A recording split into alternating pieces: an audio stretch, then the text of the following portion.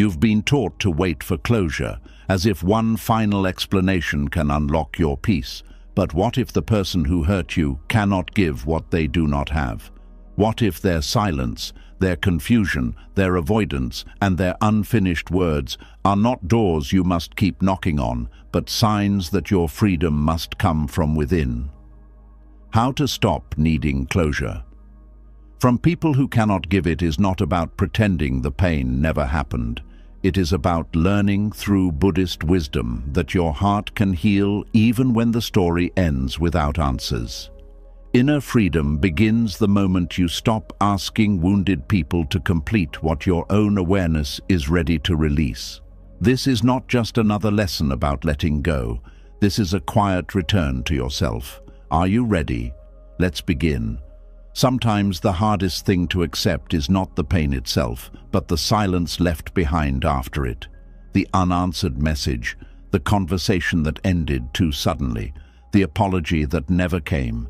The mind keeps returning to the same memories, not because it enjoys suffering, but because part of you still believes there must be one final sentence that will finally make everything hurt less.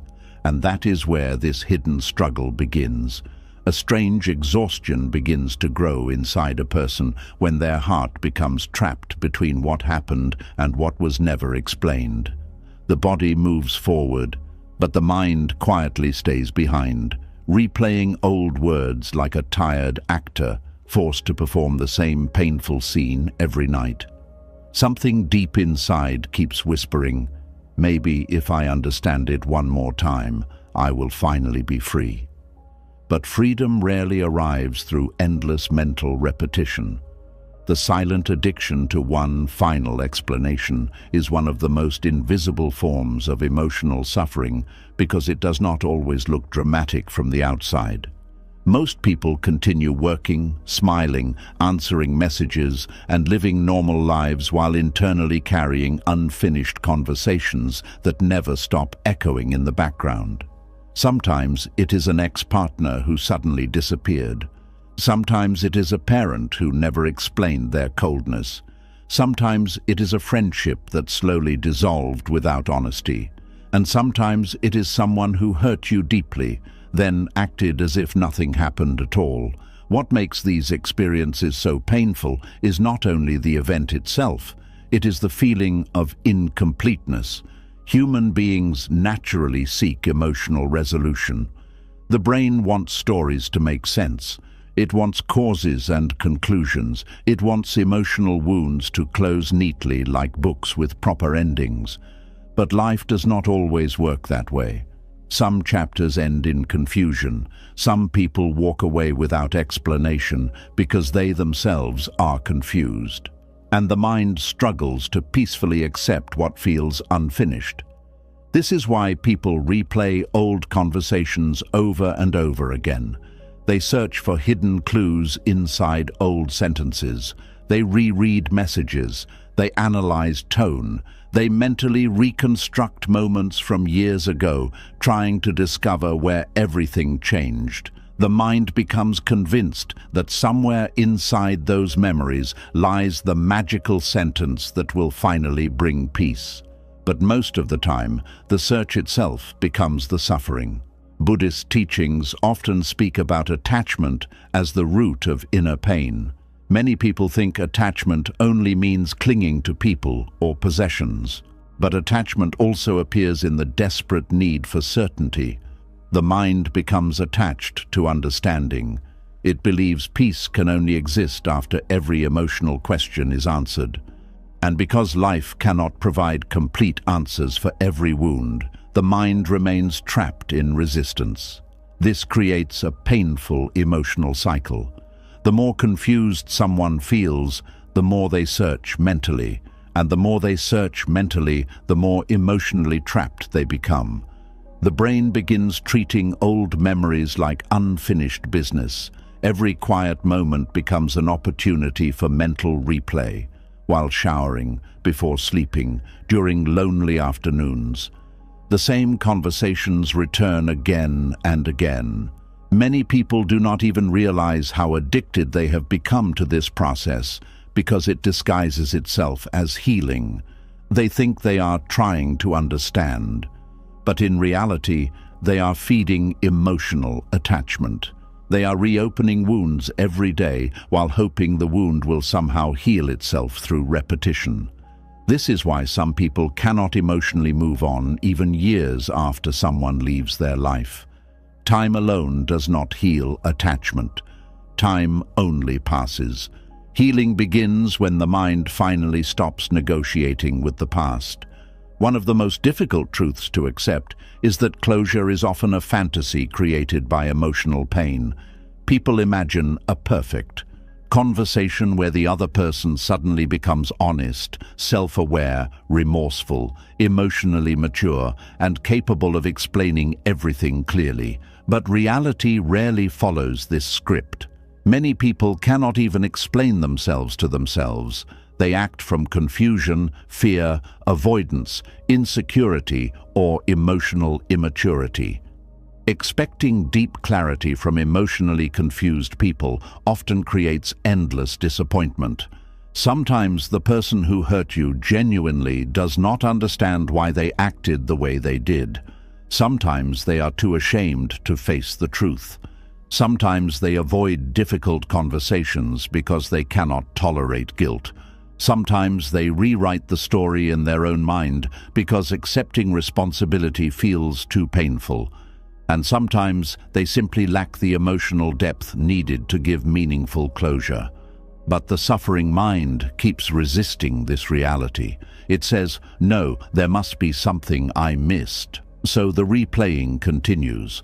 A person can spend years mentally chasing a final explanation that does not exist. The Buddhist mind understands something most people overlook. Not every emotional wound can be solved intellectually. Some pain softens only when the heart stops demanding certainty from life. This does not mean suppressing emotions. It means learning to sit beside uncertainty without allowing it to consume your entire inner world. This is where true emotional maturity begins. Mature healing is not always satisfying. Sometimes it means accepting that confusion itself is the answer. Sometimes silence is the closure. Sometimes avoidance reveals more truth than words ever could. A person who disappears without explanation already explained something through their actions. A person who repeatedly lies already revealed their relationship with honesty.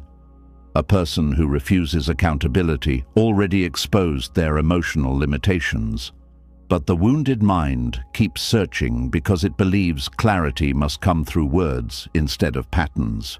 One painful reason people become addicted to final explanations is because uncertainty threatens the ego. The ego wants control. It wants predictable emotional stories. It wants pain to feel reasonable and organized. Unanswered questions make the ego feel powerless. And human beings deeply fear emotional powerlessness. This is why sudden endings often create obsessive thinking. The nervous system experiences emotional shock when connection disappears unexpectedly.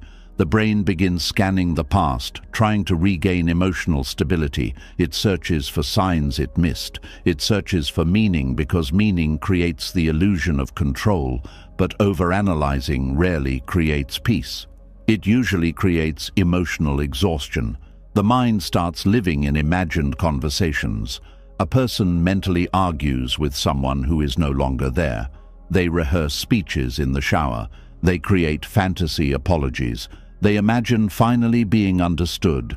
And temporarily, these fantasies provide emotional comfort because they create the illusion of unfinished emotional energy being released. But once the fantasy ends, the emptiness returns again. This is why the cycle becomes addictive. The mind receives temporary relief through mental replay, then falls back into emotional pain afterward. So it searches again. It replays again. It imagines again. And slowly, emotional suffering becomes a daily mental habit.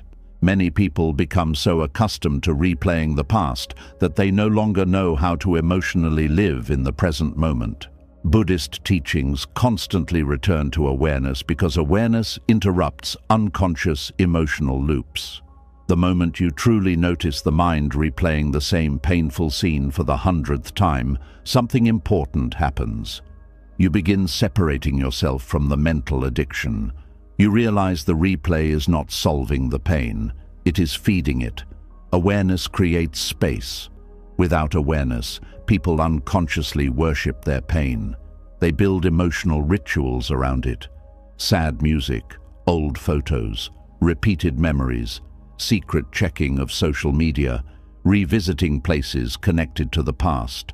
None of these behaviors are necessarily wrong by themselves, but when done compulsively, they strengthen emotional attachment instead of releasing it. The mind begins treating suffering like unfinished homework that must constantly be reviewed. But healing does not come from perfect understanding. Healing comes from emotional release. This is why some people with very little explanation eventually heal deeply, while others who received long conversations and apologies still remain emotionally trapped. Closure itself is not the true healer. Acceptance is. Acceptance does not mean saying what happened was okay. It means accepting reality exactly as it is, instead of emotionally fighting what already exists. This is one of the hardest spiritual practices for human beings because the mind constantly argues with reality. It says, this should not have happened. They should have explained. They should have cared more. They should have understood my pain. And maybe all of that is true, but reality remains unchanged. The suffering grows when the mind refuses to emotionally stop arguing with what already happened. There is also another hidden reason people obsess over one final explanation. Sometimes they secretly believe the explanation will restore their self-worth.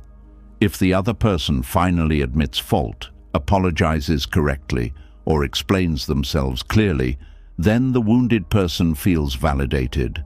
They feel chosen again, important again, seen again. But this creates dangerous emotional dependence because your peace becomes controlled by another person's awareness. Your healing becomes tied to someone else's emotional maturity.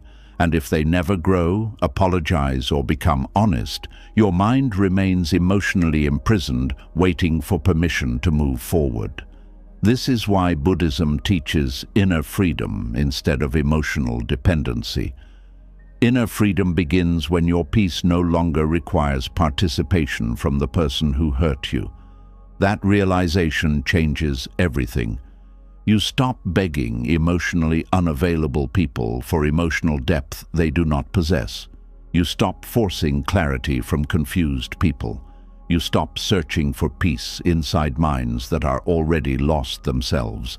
And slowly, the addiction to one final explanation begins weakening, not immediately, not perfectly, but gradually. At first, the mind still tries to replay memories. Old emotional habits do not disappear overnight, but awareness allows you to notice the pattern earlier. Instead of drowning inside the mental loop for hours, you begin catching yourself sooner. You begin asking deeper questions. Is this replay actually helping me? Will another hour of analyzing change reality? Am I seeking truth, or am I seeking emotional control? Am I trying to heal, or am I trying to avoid accepting uncertainty? These questions create emotional awakening. One of the quietest forms of suffering is the inability to tolerate incomplete endings. Many people would rather continue hurting than accept uncertainty peacefully. But inner freedom requires learning how to survive emotionally without complete answers. And surprisingly, this becomes easier once you stop expecting life to provide perfect emotional conclusions.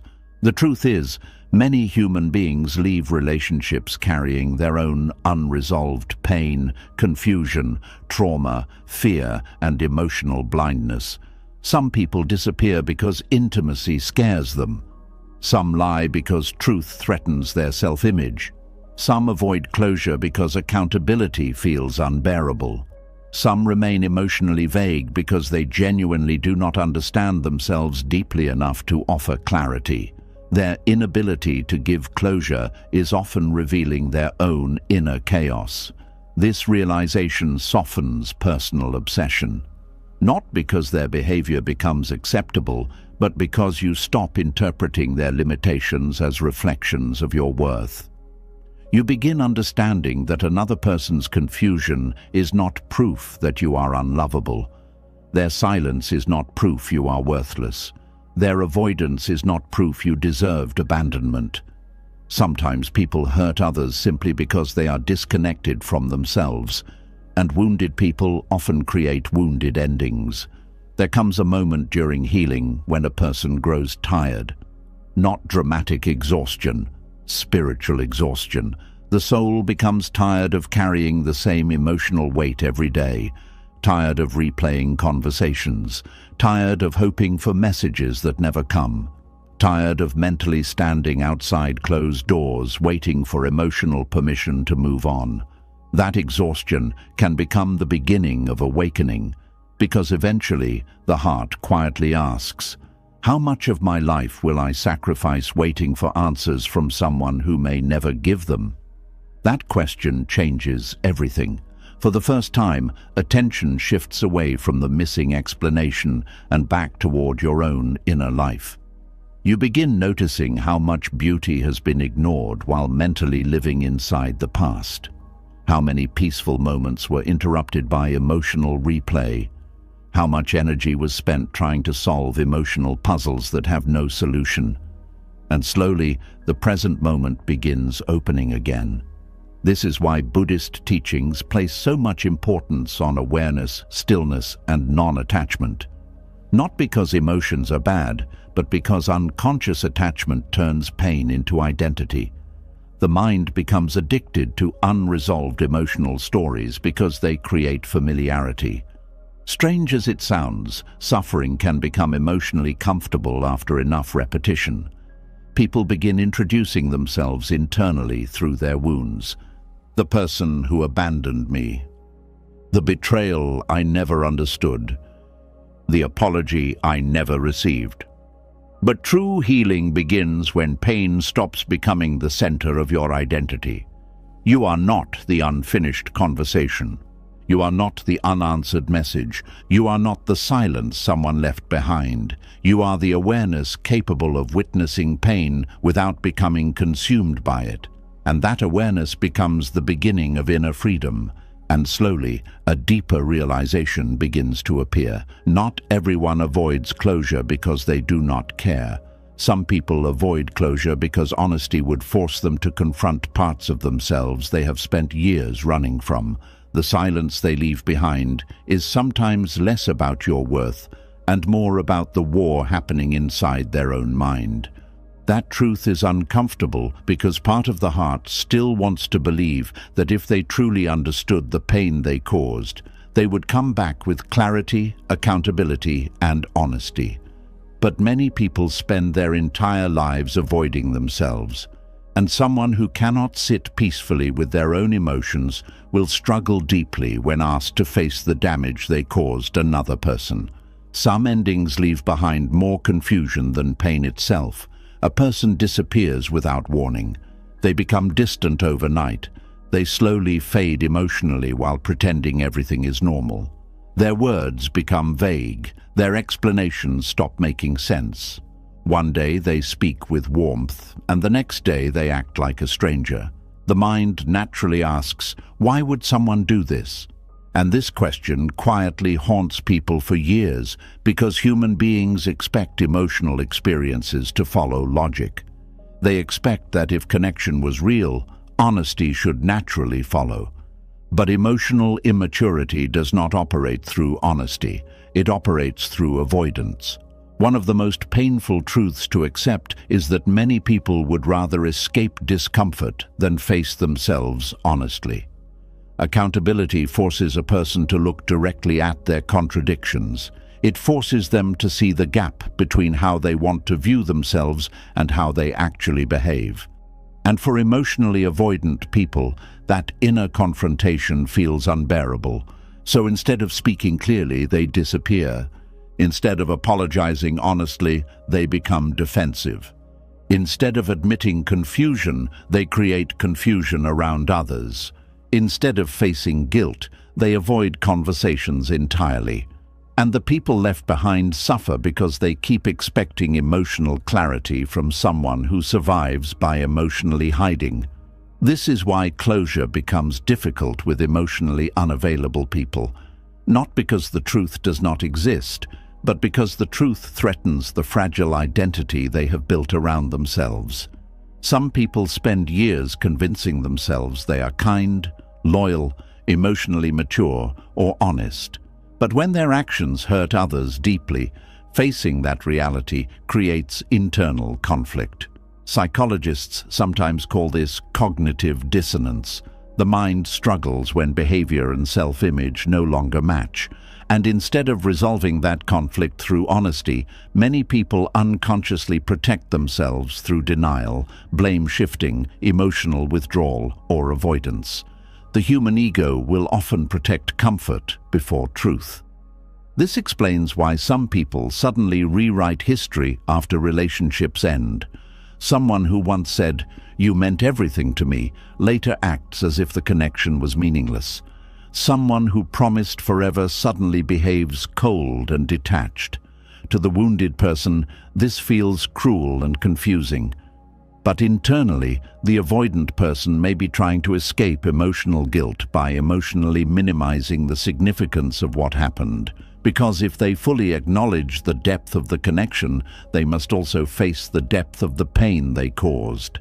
And many people are not emotionally strong enough to do that.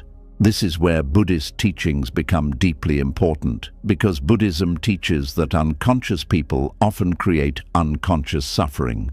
Most human beings are not fully aware of their inner fears, wounds, insecurities, or emotional patterns. They react automatically from pain they never healed themselves. A person who fears abandonment may abandon others first. A person terrified of vulnerability may disappear once emotional intimacy becomes real. A person carrying shame may lie because honesty threatens their self-worth. A person disconnected from themselves may create chaos everywhere they go, and unfortunately, wounded people often hurt others while trying to escape their own discomfort. This does not excuse harmful behavior, but it changes how suffering is understood. Instead of endlessly asking, "Why would they do this to me?" awareness slowly begins asking, "What kind of inner confusion causes a person to behave this way?" That shift matters because it stops turning another person's emotional immaturity into proof of your unworthiness. One hidden reason people avoid closure is because closure requires emotional stillness. It requires sitting inside uncomfortable emotions without escaping. It requires listening to another person's pain without becoming defensive. It requires honesty strong enough to survive shame, regret, and responsibility. And many people have never developed that emotional strength. Some individuals learned from childhood to avoid difficult feelings entirely. Maybe they grew up in homes where emotions were ignored, punished, mocked, or suppressed. Maybe vulnerability felt unsafe. Maybe accountability always led to humiliation. Over time, avoidance became their survival mechanism. So when relationships become emotionally intense, their nervous system automatically seeks escape instead of resolution. This is why some people suddenly shut down during important conversations. They become emotionally numb, they change the subject, they disappear, they delay responses, they give vague answers. Their mind is not searching for truth. It is searching for relief from discomfort. And the tragedy is that the wounded person waiting for closure interprets this avoidance personally. They think, "If I mattered enough, they would explain. If I were lovable enough, they would communicate. If I were important enough, they would stay." But most of the time, the avoidance reveals far more about the other person's emotional limitations than your value. Emotionally healthy people understand that endings deserve honesty.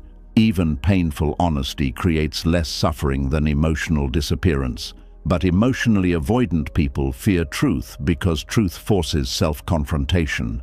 And self-confrontation is terrifying for people who built their entire emotional life around escaping themselves. There are people walking through life who have never sat alone quietly with their own emotions. They distract themselves constantly. Relationships, attention, work, entertainment, validation, social media, noise, movement, anything to avoid hearing the unresolved pain inside themselves. So when someone asks them for closure, they are not only being asked to explain the relationship, they are being asked to confront themselves, and that is why they run. Sometimes the person who hurt you genuinely knows they acted selfishly. They know they lied. They know they betrayed trust. They know they became emotionally distant without explanation. But admitting these truths would force them to experience guilt fully, and guilt feels threatening to fragile egos. So instead of processing guilt maturely, they unconsciously seek emotional escape. Some become cold because coldness creates emotional distance. Some become defensive because defensiveness protects identity. Some blame the other person because blame temporarily removes shame. Some vanish entirely because disappearance allows emotional avoidance. But none of these behaviors create peace internally. Avoidance only delays self-confrontation. The unresolved emotions remain buried underneath the surface, quietly shaping future relationships and future suffering. Buddhism teaches that unhealed attachment and unconscious fear continue repeating themselves until awareness interrupts the cycle. This is why emotionally avoidant people often repeat similar patterns across multiple relationships. Different faces, different stories, same emotional escape, and sadly, many never realize it. One painful mistake people make after abandonment is assuming the other person has found peace while they alone continue suffering. But external silence does not always mean internal peace. Many people look emotionally calm while internally carrying enormous confusion, shame, fear, emptiness, or emotional fragmentation. The difference is simply that some people process pain consciously while others run from it unconsciously. Running can look peaceful from the outside, but avoidance has consequences. A person who constantly escapes difficult emotions slowly loses connection with themselves. They become emotionally shallow because depth requires honesty. They struggle with intimacy because intimacy requires vulnerability. They struggle with consistency because consistency requires self-awareness.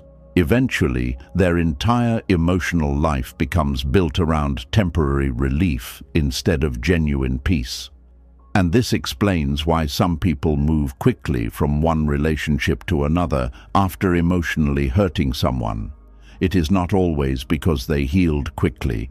Sometimes they are simply distracting themselves from self-confrontation.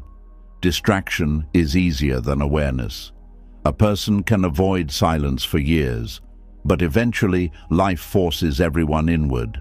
Quiet moments arrive, loneliness arrives, aging arrives, regret arrives, and the truths people spent years escaping often return later with greater intensity. This is why Buddhism emphasizes awareness now instead of later, because suffering increases when truth is continuously avoided.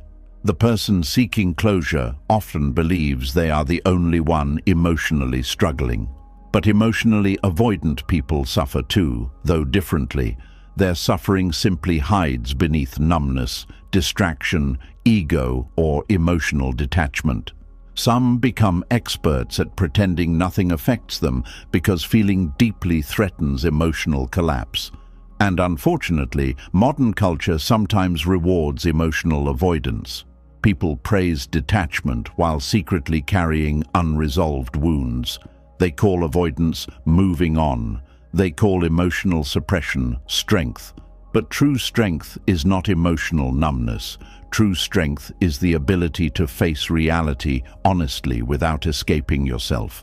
That kind of honesty is rare, and because it is rare, many relationships end in emotional confusion instead of emotional clarity.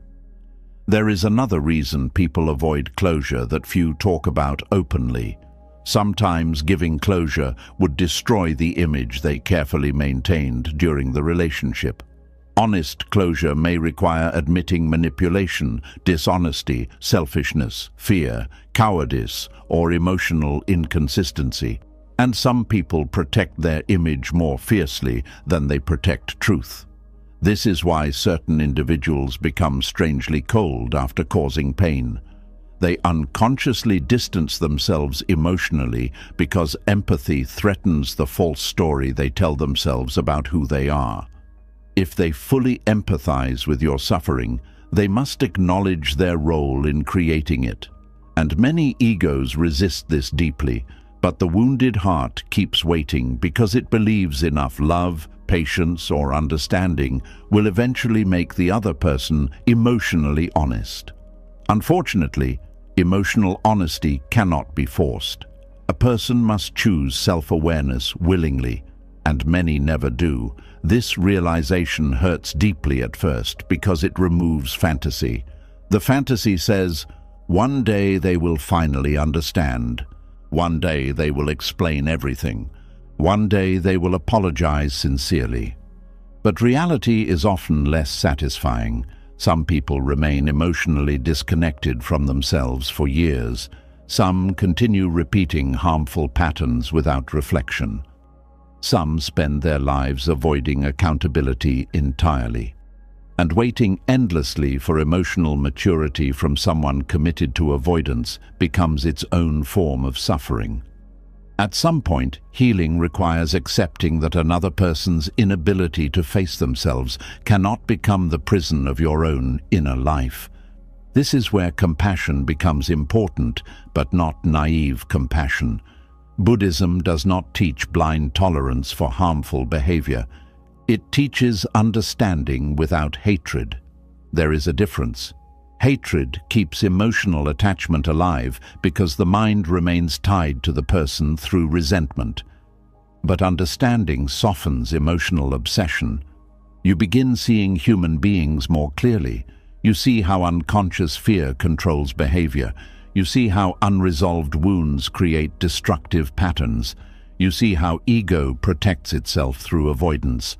And slowly, the emotional grip weakens. You stop chasing explanations from people who cannot even explain themselves honestly. You stop demanding emotional depth from emotionally disconnected minds. You stop expecting clarity from those who fear truth.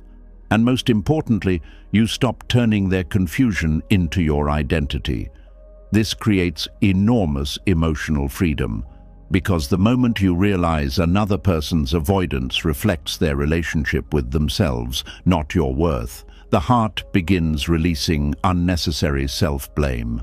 You understand that someone can genuinely care about you and still lack the emotional maturity to handle relationships honestly. You understand that someone can fear vulnerability so deeply they destroy connection to avoid facing themselves. You understand that some people disappear not because you lacked value, but because they lacked inner stability. These realizations do not erase pain overnight, but they remove false interpretations that keep suffering alive. The mind no longer needs to obsessively solve the mystery because the deeper truth becomes visible. Emotionally avoidant behavior often grows from internal fragmentation, and fragmented people create fragmented endings. One of the quietest forms of wisdom is recognizing when clarity will never come from the source of confusion itself. That understanding changes how healing happens. Instead of standing emotionally outside another person's locked inner world, begging for explanation, attention slowly returns inward. You begin rebuilding connection with yourself. your energy stops flowing endlessly towards someone emotionally unavailable. And this return inward matters deeply because healing cannot fully begin while the mind remains emotionally attached to forcing awareness from another person. The search for closure slowly softens when you stop expecting unconscious people to suddenly become conscious for your comfort. You begin seeing human suffering more clearly, the lies, the avoidance, the emotional inconsistency, the disappearing. Much of it comes from people terrified of facing themselves honestly. And strangely, this realization creates both sadness and peace at the same time. Sadness because you understand how much unconscious suffering exists inside human beings. Peace because you finally stop carrying responsibility for fixing what was never yours to fix. And eventually, another painful truth begins to reveal itself.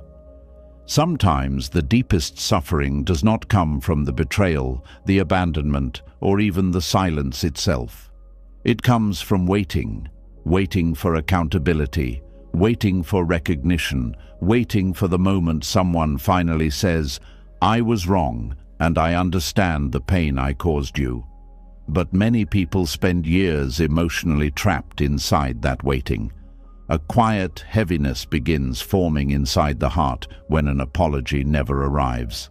Days pass, months pass, sometimes entire years pass. Yet part of the mind still listens for the words that never came. Not because pride needs victory, but because the soul longs to feel seen.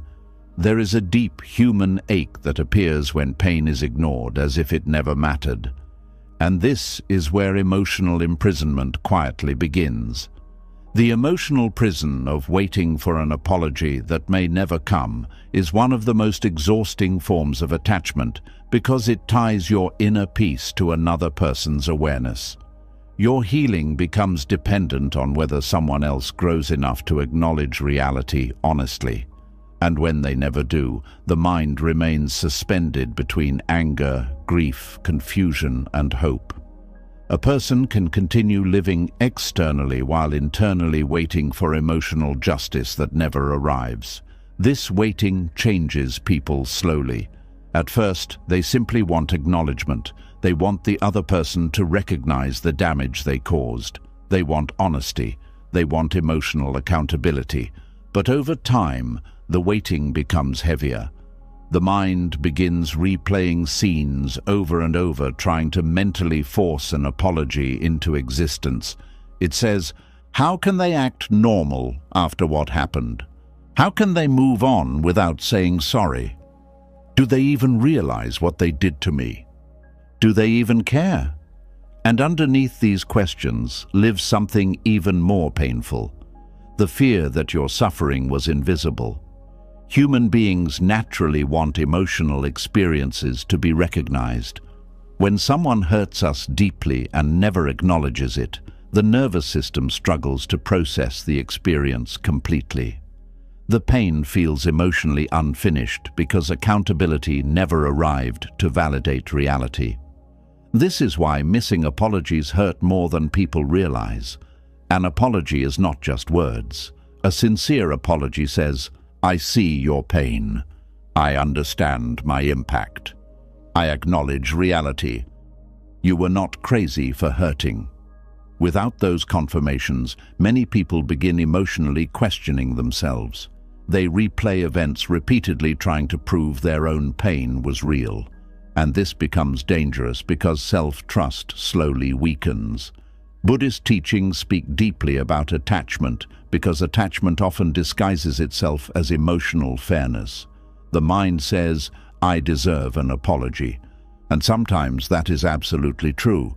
But suffering increases when peace becomes emotionally chained to receiving what another person may never be capable of giving. This is one of the hardest spiritual truths to accept.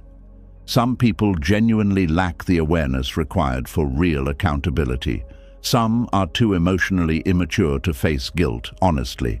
Some protect themselves through denial so deeply that admitting wrongdoing feels psychologically threatening. Some convince themselves they are the victim because accepting responsibility would collapse the fragile story they tell themselves about who they are, and others simply do not want to feel uncomfortable. So the apology never comes, not because your pain lacked importance, but because their awareness lacks depth. This distinction matters deeply because wounded people often internalize silence personally. They assume, if they cared, they would apologize. If I mattered, they would acknowledge the pain. If I were enough, they would try to repair things. But emotional avoidance rarely reflects another person's worth accurately. It reflects the emotional limitations of the avoidant person. Still, the heart struggles to release the hope, because deep inside, many people believe the apology will finally set them free. They imagine the exact moment. The message appears. The phone rings. The person finally admits everything honestly. The pain suddenly softens. The years of confusion finally disappear. But reality is more complicated than this fantasy. Even when apologies do come, they do not always heal what people expect them to heal. Some apologies arrive too late. Some are incomplete. Some are manipulative. Some focus more on removing guilt from the apologizing person than genuinely understanding the wounded person's pain. And some people apologize without truly changing at all. This shocks many people because they spent years believing the apology itself was the missing piece. But emotional healing cannot fully depend on another person's emotional evolution. If peace only exists after someone finally becomes self-aware, your emotional freedom remains permanently vulnerable. This is why attachment to apology becomes a prison. The mind stays emotionally connected to the person through expectation. Even if there is no communication anymore, the attachment remains alive internally. The heart secretly waits. Every unknown message creates hope. Every memory reopens the emotional wound slightly. Part of the nervous system remains emotionally unfinished. And unfinished emotional attachment drains enormous energy. Many people do not realize how much of their life becomes organized around this hidden waiting. They replay imaginary future conversations where the apology finally happens. They mentally prepare speeches. They fantasize about finally being understood. They wonder what they would say if the person came back tomorrow. Meanwhile, the present moment quietly disappears. Life continues moving while the mind stays emotionally frozen beside old wounds. Buddhism teaches that suffering grows whenever the mind resists reality. And one painful reality human beings resist deeply is this: not everyone develops enough awareness to face the pain they caused others. Some people go their entire lives avoiding self-confrontation. That truth feels deeply unfair because emotionally conscious people naturally assume everyone eventually reflects on their actions the same way they do. But awareness varies greatly between individuals. Some people sit alone questioning themselves, analyzing their behavior, and seeking growth after hurting others.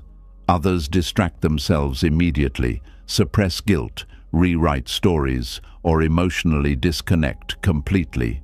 And the wounded person suffers because they keep projecting their own conscience onto someone who may not operate from the same emotional depth.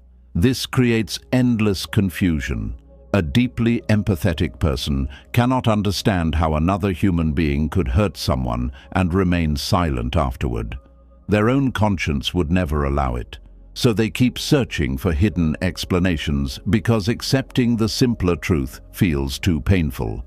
The simpler truth is that emotional awareness is uneven. Some people genuinely do not examine themselves deeply enough to feel the weight of their impact clearly.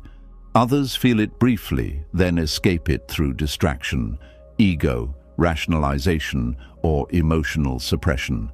This does not make the pain less real. but it explains why waiting endlessly often creates greater suffering than the original wound itself. There is also another hidden emotional layer underneath the need for apology. Often the apology symbolizes restoration of dignity. A person who was abandoned, betrayed, manipulated, or emotionally dismissed wants acknowledgement because acknowledgement restores emotional reality. Without it, many people feel erased. This is especially painful after emotional abuse, betrayal, or sudden abandonment.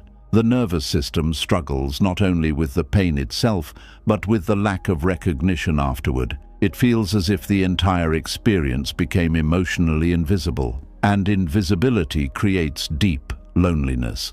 The heart begins craving emotional witness. This is why some people remain attached to toxic individuals for years emotionally. They are not only attached to the person, they are attached to the unresolved emotional reality. They want acknowledgement that what happened mattered. But Buddhism gently teaches something difficult, yet liberating. Your pain does not become real only after another person admits it. Your suffering was real the moment you experienced it. Another person's inability to acknowledge truth does not erase your reality.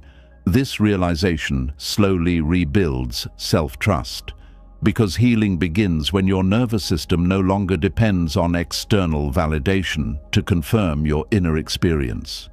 You stop needing emotionally immature people to certify your pain before allowing yourself to move forward. This shift changes everything internally. You stop standing emotionally outside closed doors, begging for recognition. You stop sacrificing your peace while waiting for someone else's conscience to awaken. You stop delaying your healing until another person becomes emotionally honest, and slowly, emotional energy returns back to you. This does not happen immediately. The attachment to apology can feel incredibly deep because the wound itself often feels deeply personal, especially when someone acted as though your suffering did not matter. That kind of silence can feel dehumanizing. Sometimes people even become angry at themselves for still caring about the missing apology years later. They think, why am I still affected by this? Why can't I let it go? Why does this still hurt?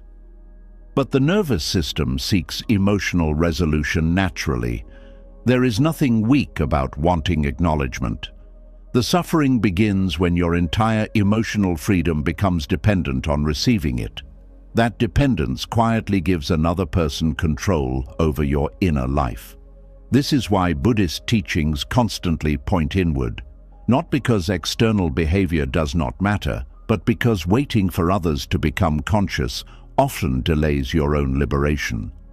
Freedom begins when awareness returns to your own mind instead of orbiting endlessly around another person's limitations. One difficult truth many people eventually discover is that some individuals avoid apologizing because apologizing would force them to face shame they do not know how to handle. Shame is one of the most uncomfortable emotions human beings experience. It threatens identity directly. A person may unconsciously think, if I admit what I did, I become a bad person. If I fully face the damage, I will collapse emotionally. If I acknowledge reality, I must live with guilt. So instead of processing shame maturely, they escape it through silence. Some avoid you completely because your presence reminds them of what they do not want to confront within themselves. Others become defensive whenever the subject appears. Some minimize the damage. Some act emotionally numb. Some convince themselves you are too sensitive. Some twist reality until they can emotionally survive their own behavior. And the wounded person waits for awareness that may never fully arrive. This waiting creates spiritual exhaustion over time. Not dramatic exhaustion, quiet exhaustion. The kind where the soul becomes tired of replaying pain, tired of hoping, tired of mentally checking whether the apology finally arrived, tired of carrying emotional tension every day. At some point, the heart begins asking a different question. What if my peace cannot wait any longer? That question marks the beginning of liberation, because eventually a person realizes life itself is passing while they remain emotionally chained to another person's level of consciousness. Days continue, seasons continue, opportunities continue, beautiful moments continue. Yet internally, part of the mind remains sitting beside an emotional wound, waiting for someone else to acknowledge it. This realization feels heartbreaking at first, but it also awakens something powerful. It awakens responsibility for your own inner life. Not responsibility for what happened, not responsibility for another person's behavior, but responsibility for whether you continue sacrificing your peace, waiting for what may never come. This is where true healing begins, separating from emotional dependency. Buddhism teaches that attachment creates suffering, not because caring is wrong, but because clinging prevents peace. And attachment to apology is still attachment. It says, I cannot fully release this until they respond correctly. But what happens if they never do? Does your life remain emotionally paused forever? This question forces deeper awakening, because inner freedom cannot exist while another person's awareness controls your emotional state. Otherwise, your peace remains fragile forever. Anyone who refuses accountability gains unconscious power over your inner world.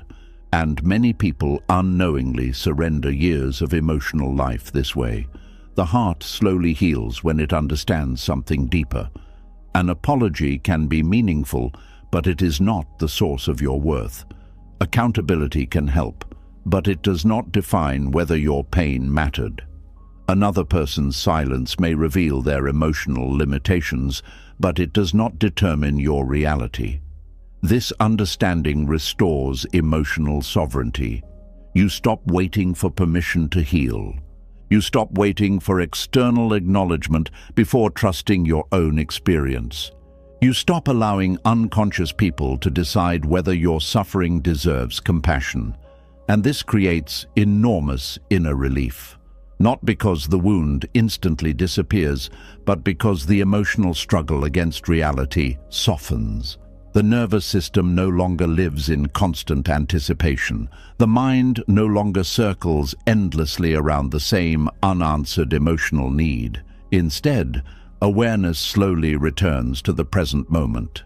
You begin noticing life again, small moments, quiet mornings, conversations, breathing, rest, stillness.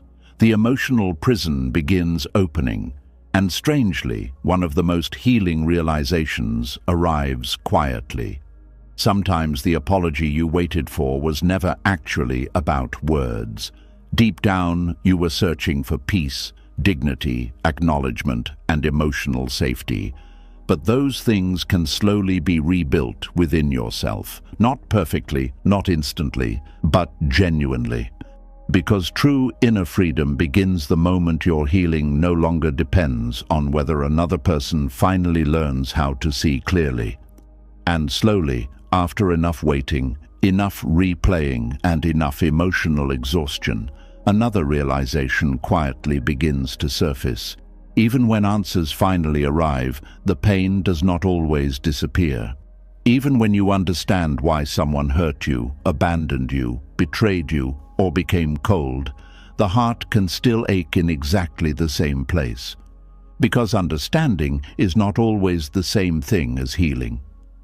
A strange sadness appears when a person finally realizes that knowledge alone cannot free emotional suffering. The mind spends so much time searching for explanations because it secretly believes clarity will remove pain completely.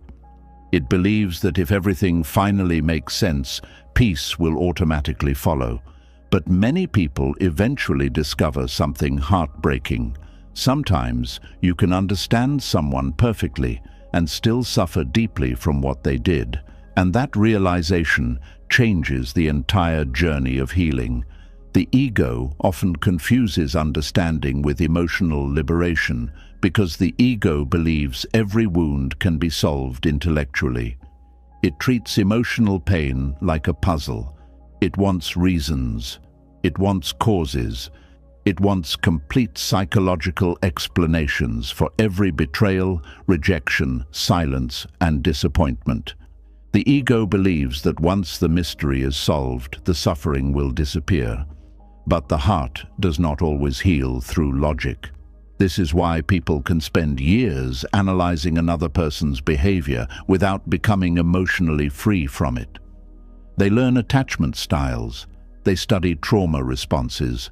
They understand emotional unavailability. They recognize narcissistic patterns. They finally understand why someone behaved destructively, yet internally the wound still hurts. Because emotional pain lives deeper than intellectual understanding, this becomes one of the most difficult truths for deeply thoughtful people to accept. Intelligent people often become trapped in endless emotional analysis because the mind gives them temporary comfort. Analysis creates the illusion of control. It feels productive. It feels like healing. The brain says, if I just understand this fully, I will finally let go. But many people are not truly healing during this process. They are emotionally circling the pain while believing they are moving beyond it. The ego enjoys analysis because analysis keeps the mind active. It keeps attention focused outward instead of inward. Instead of fully feeling grief, disappointment, abandonment, loneliness, or heartbreak, the mind hides inside explanation. It studies the other person endlessly because explanation feels safer than emotional surrender. This is why some people become emotionally stuck for years while convincing themselves they are working through it. In reality, they are often avoiding direct emotional experience. Buddhist teachings speak often about the difference between intellectual understanding and deep awareness. Intellectual understanding happens in the mind. Awareness happens in the entire being. A person can understand suffering conceptually while still remaining emotionally attached to it internally. This explains why healing cannot happen through thought alone. Thought can explain pain, but thought cannot always dissolve attachment. For example, someone may fully understand that a parent acted cold because they themselves were emotionally neglected as a child. Intellectually, this explanation makes sense. Compassion may even appear. But emotionally, the inner child may still carry grief from years of feeling unseen. The explanation did not erase the wound. Or someone may understand that a former partner avoided intimacy because they feared vulnerability. They may recognize all the psychological reasons behind the behavior, but understanding the fear behind someone's actions does not automatically remove the heartbreak created by those actions, because the nervous system remembers emotional pain differently than the thinking mind does. The body stores experiences emotionally. Rejection, abandonment, betrayal, humiliation, emotional neglect, and sudden loss affect the nervous system deeply. This is why people sometimes continue feeling emotional pain long after the mind understands everything logically. And this confuses many people. They think, but I already know why this happened. I understand their trauma. I understand their fears. So why does this still hurt? Because emotional wounds are not healed simply by collecting explanations. Sometimes the ego becomes addicted to understanding because understanding delays grief. As long as the mind keeps searching for deeper explanations, it avoids fully accepting the emotional reality of loss. Endless analysis becomes a subtle form of resistance. The heart says, "This hurts." The ego replies, "Wait, let me analyze this more first." And so the emotional process becomes delayed. There are people who can explain every detail of a painful relationship perfectly while still remaining emotionally imprisoned by it. They know the psychology, they know the patterns, they know the reasons, yet they still obsess, still replay memories, still carry anger, still seek validation, still feel emotionally trapped. Because knowledge without emotional release can become another form of attachment. This is one reason Buddhism warns against over-identification with thought. The thinking mind constantly creates stories about suffering. It wants to organize pain neatly into explanations, because explanations make uncertainty feel less threatening. But healing often requires something much deeper than explanation. It requires presence. Presence means allowing emotional truth to exist without constantly trying to mentally control it. This feels terrifying for many people because the ego believes surrender equals weakness. The ego wants solutions immediately. It wants certainty. It wants emotional resolution through understanding. But some pain softens only when the mind stops fighting it intellectually. There is a hidden exhaustion that comes from overthinking emotional wounds constantly. The nervous system never fully rests because the mind stays active every day searching for meaning. Some people spend entire nights mentally reviewing conversations from years ago. They replay tone, wording, facial expressions, timing and reactions, trying to uncover the exact explanation that will finally make the suffering disappear. But suffering often deepens through this constant mental engagement. The brain becomes overstimulated emotionally. Every replay strengthens neural pathways connected to pain. Instead of dissolving attachment, obsessive analysis often reinforces it. This is why overthinking creates emotional fatigue.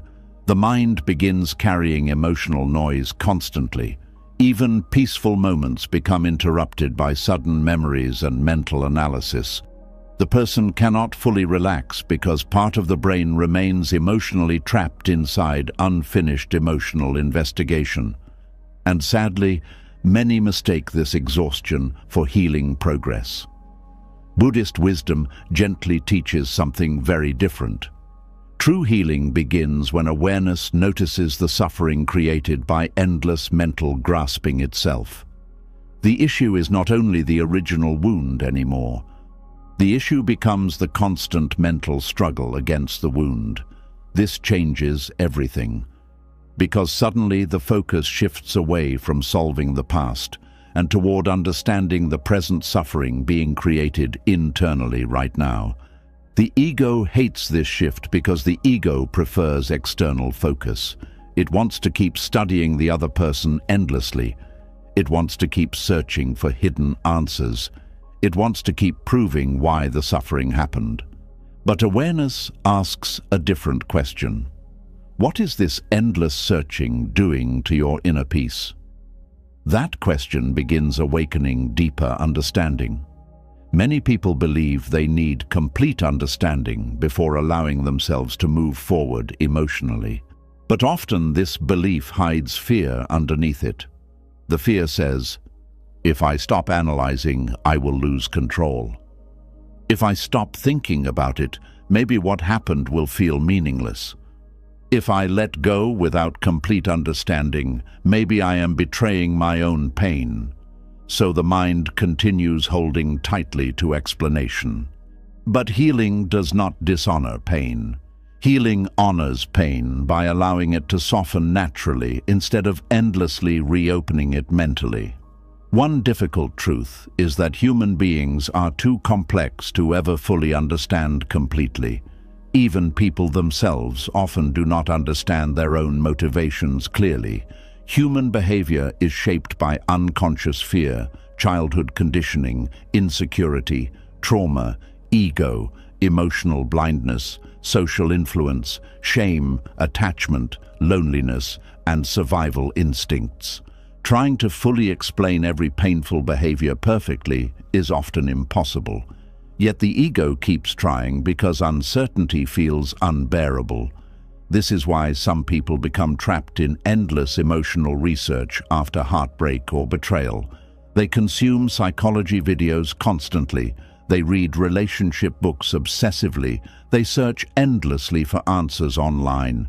And while some knowledge can genuinely help, there comes a point where information becomes emotional avoidance disguised as self-growth. Because true healing eventually requires stepping beyond thought. This is where Buddhist practices become powerful. Meditation, awareness, stillness, and mindful observation teach people how to sit beside emotional pain without feeding it mentally. Instead of constantly analyzing suffering, awareness simply observes it.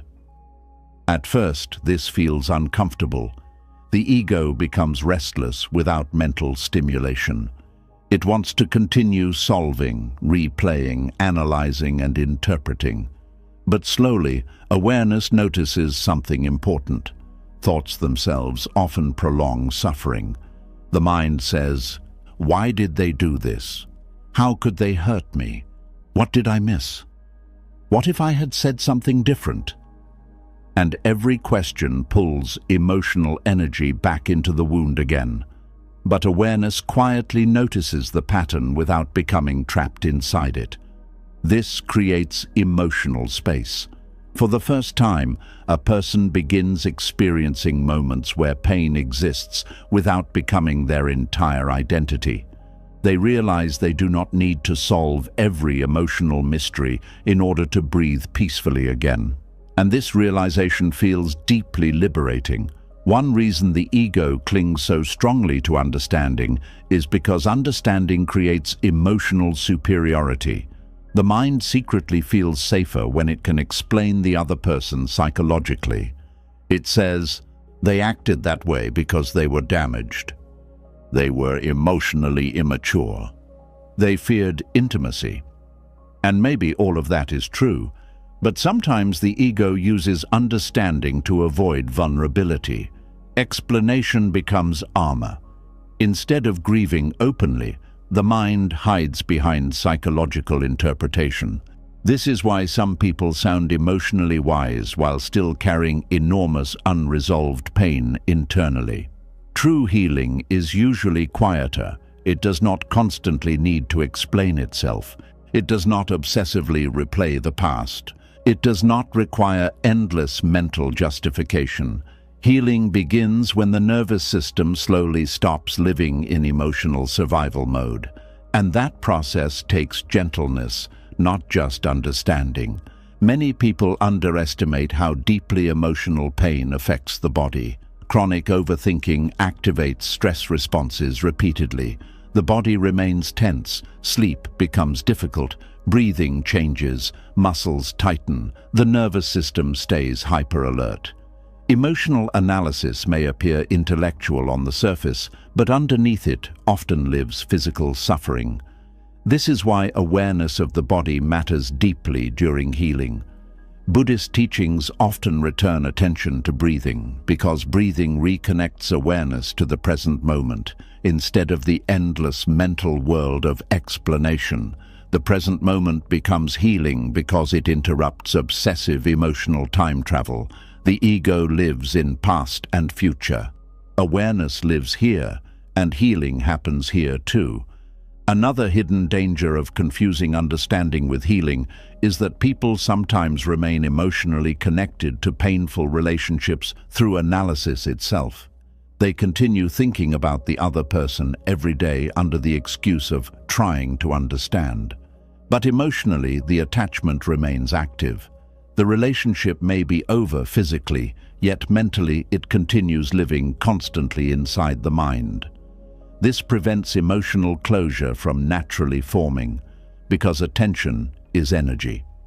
Whatever the mind repeatedly focuses on gains emotional power internally.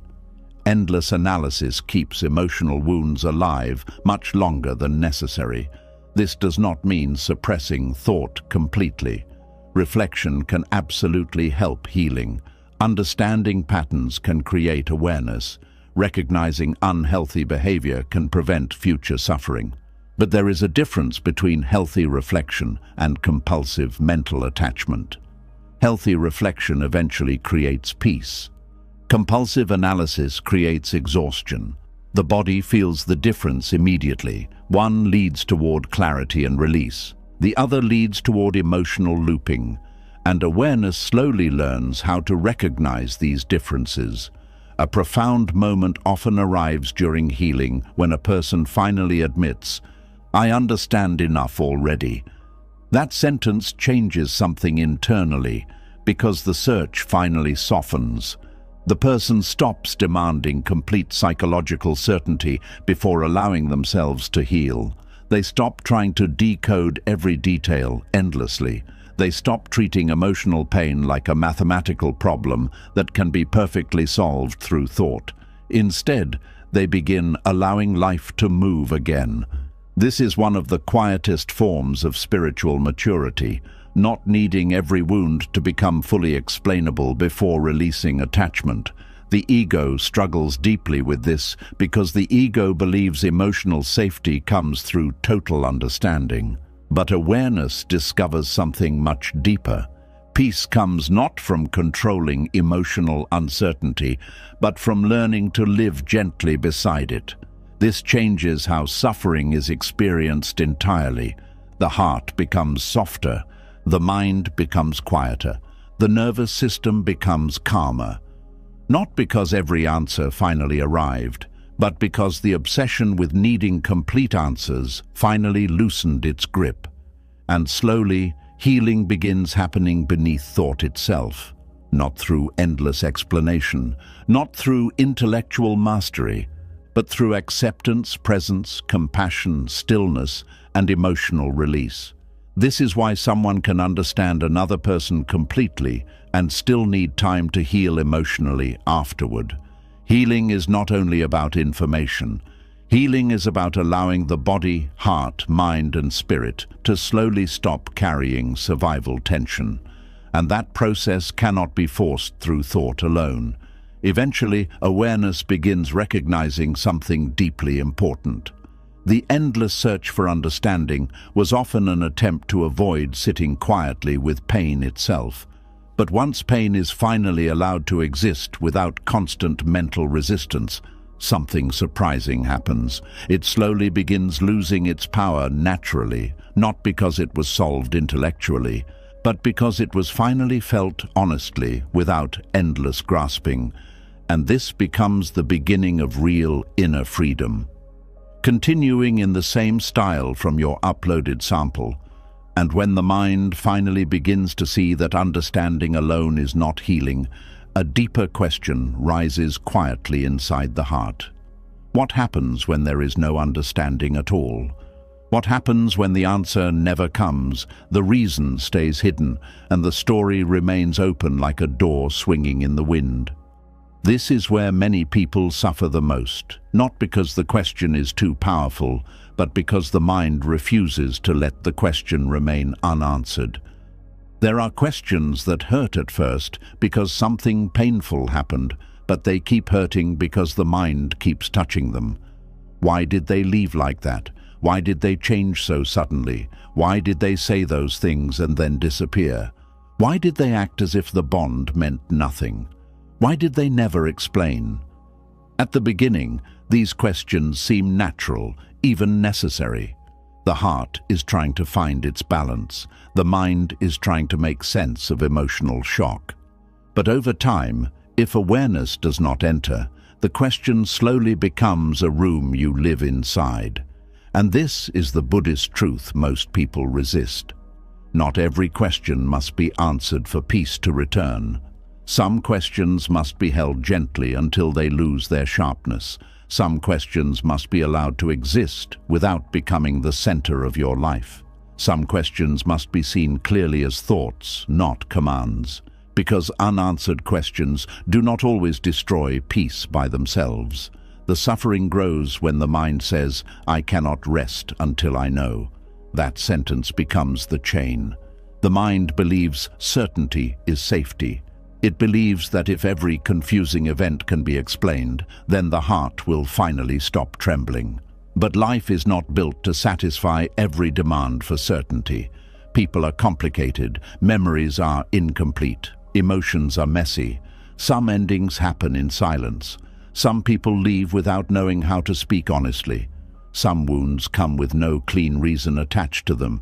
And yet the mind keeps demanding a complete answer from an incomplete world. This is where suffering begins to repeat itself. Buddhist wisdom does not ask you to pretend you do not have questions. It does not ask you to become cold, careless, or emotionless.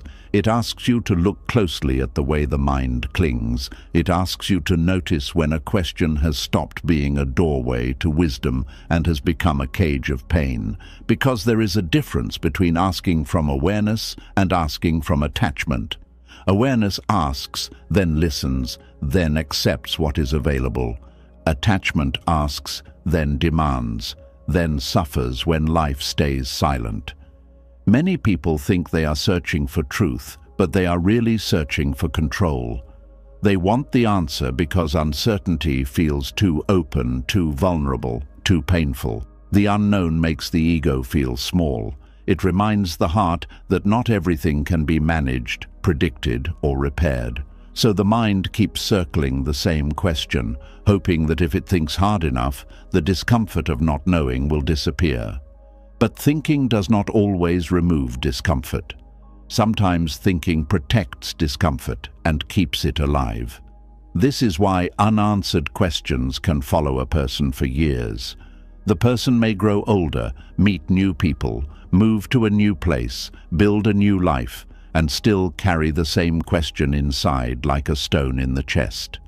Not because the answer is coming, but because the mind has not learned how to be at peace without it. There is a quiet strength in saying, "I may never know, and I can still be free." At first, that sentence feels almost impossible. The mind fights it. It says, "No, I need to know. I deserve to know. I cannot move on like this." And there may be truth there. Maybe you did deserve honesty. Maybe you did deserve explanation. Maybe what happened was unfair, careless, or cruel. But deserving an answer and receiving an answer are not the same thing. Life does not always give people what they deserve from others. So the question becomes, will you let the absence of an answer steal the rest of your peace? This is where inner freedom begins to take shape. Not in a loud way, not with dramatic strength, but in the quiet moment when you stop treating uncertainty as an enemy. You allow the unanswered question to sit beside you without letting it drive your life. You stop wrestling with the empty space. You stop trying to force meaning out of silence. You stop reopening your own wound just to check whether an explanation has appeared inside it. And slowly, something softens.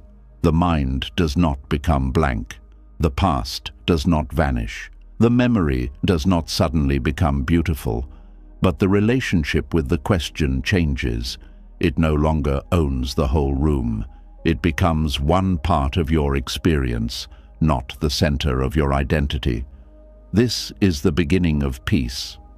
One reason unanswered questions hurt so deeply is because the mind mistakes uncertainty for danger. When someone leaves without clarity or behaves in a way that makes no emotional sense, the nervous system becomes alert. It searches for patterns. It scans the past. It tries to prevent future pain by finding the exact reason this pain happened. This is natural. The mind wants protection, but the same mind that tries to protect you can also trap you when it refuses to stop scanning. It keeps returning to old memories, not because there is still something useful to discover, but because it has not accepted that the answer may not be available. The search continues even after the search has become harmful. Buddhist practice teaches that peace often begins by seeing the difference between useful thought and repetitive thought. Useful thought gives insight. Repetitive thought gives exhaustion. Useful thought helps you learn. Repetitive thought keeps you circling. Useful thought brings the lesson closer. Repetitive thought keeps the wound alive. And many unanswered questions become painful because they have crossed that line. There comes a time when asking why no longer opens your eyes. It only tightens your chest. It no longer brings wisdom. It only brings tension. It no longer helps you grow. It only drags your awareness back into a moment that cannot be changed. That is when the question itself must be seen with compassion. Not attacked, not suppressed, not hated, just seen. You can say, "This question is here because I was hurt. This question is here because something felt unfinished. This question is here because my heart wanted care, honesty, and respect. But I do not have to feed this question forever." That kind of awareness is powerful because it does not deny your pain.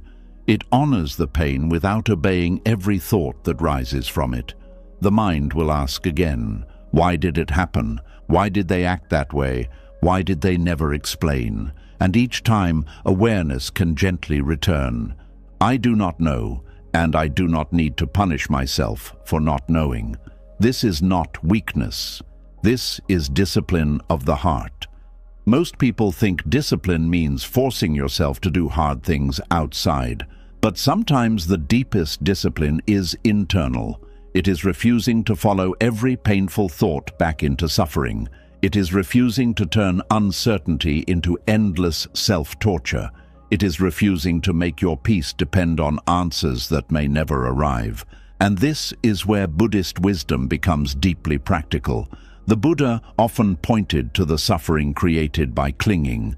Clinging does not only mean holding on to people, it also means holding on to the belief that life must explain itself before you allow yourself to rest.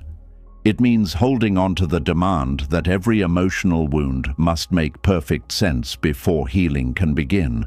But life is not always neat enough for that. Sometimes the most honest answer is, this happened because that person was unaware. Sometimes the answer is, they were afraid. Sometimes the answer is, they were confused. Sometimes the answer is, they did not know how to love properly. Sometimes the answer is, they were acting from wounds they never understood. And sometimes the answer is simply, I may never fully know. That last answer is the one the ego hates most. Because the ego wants a complete story.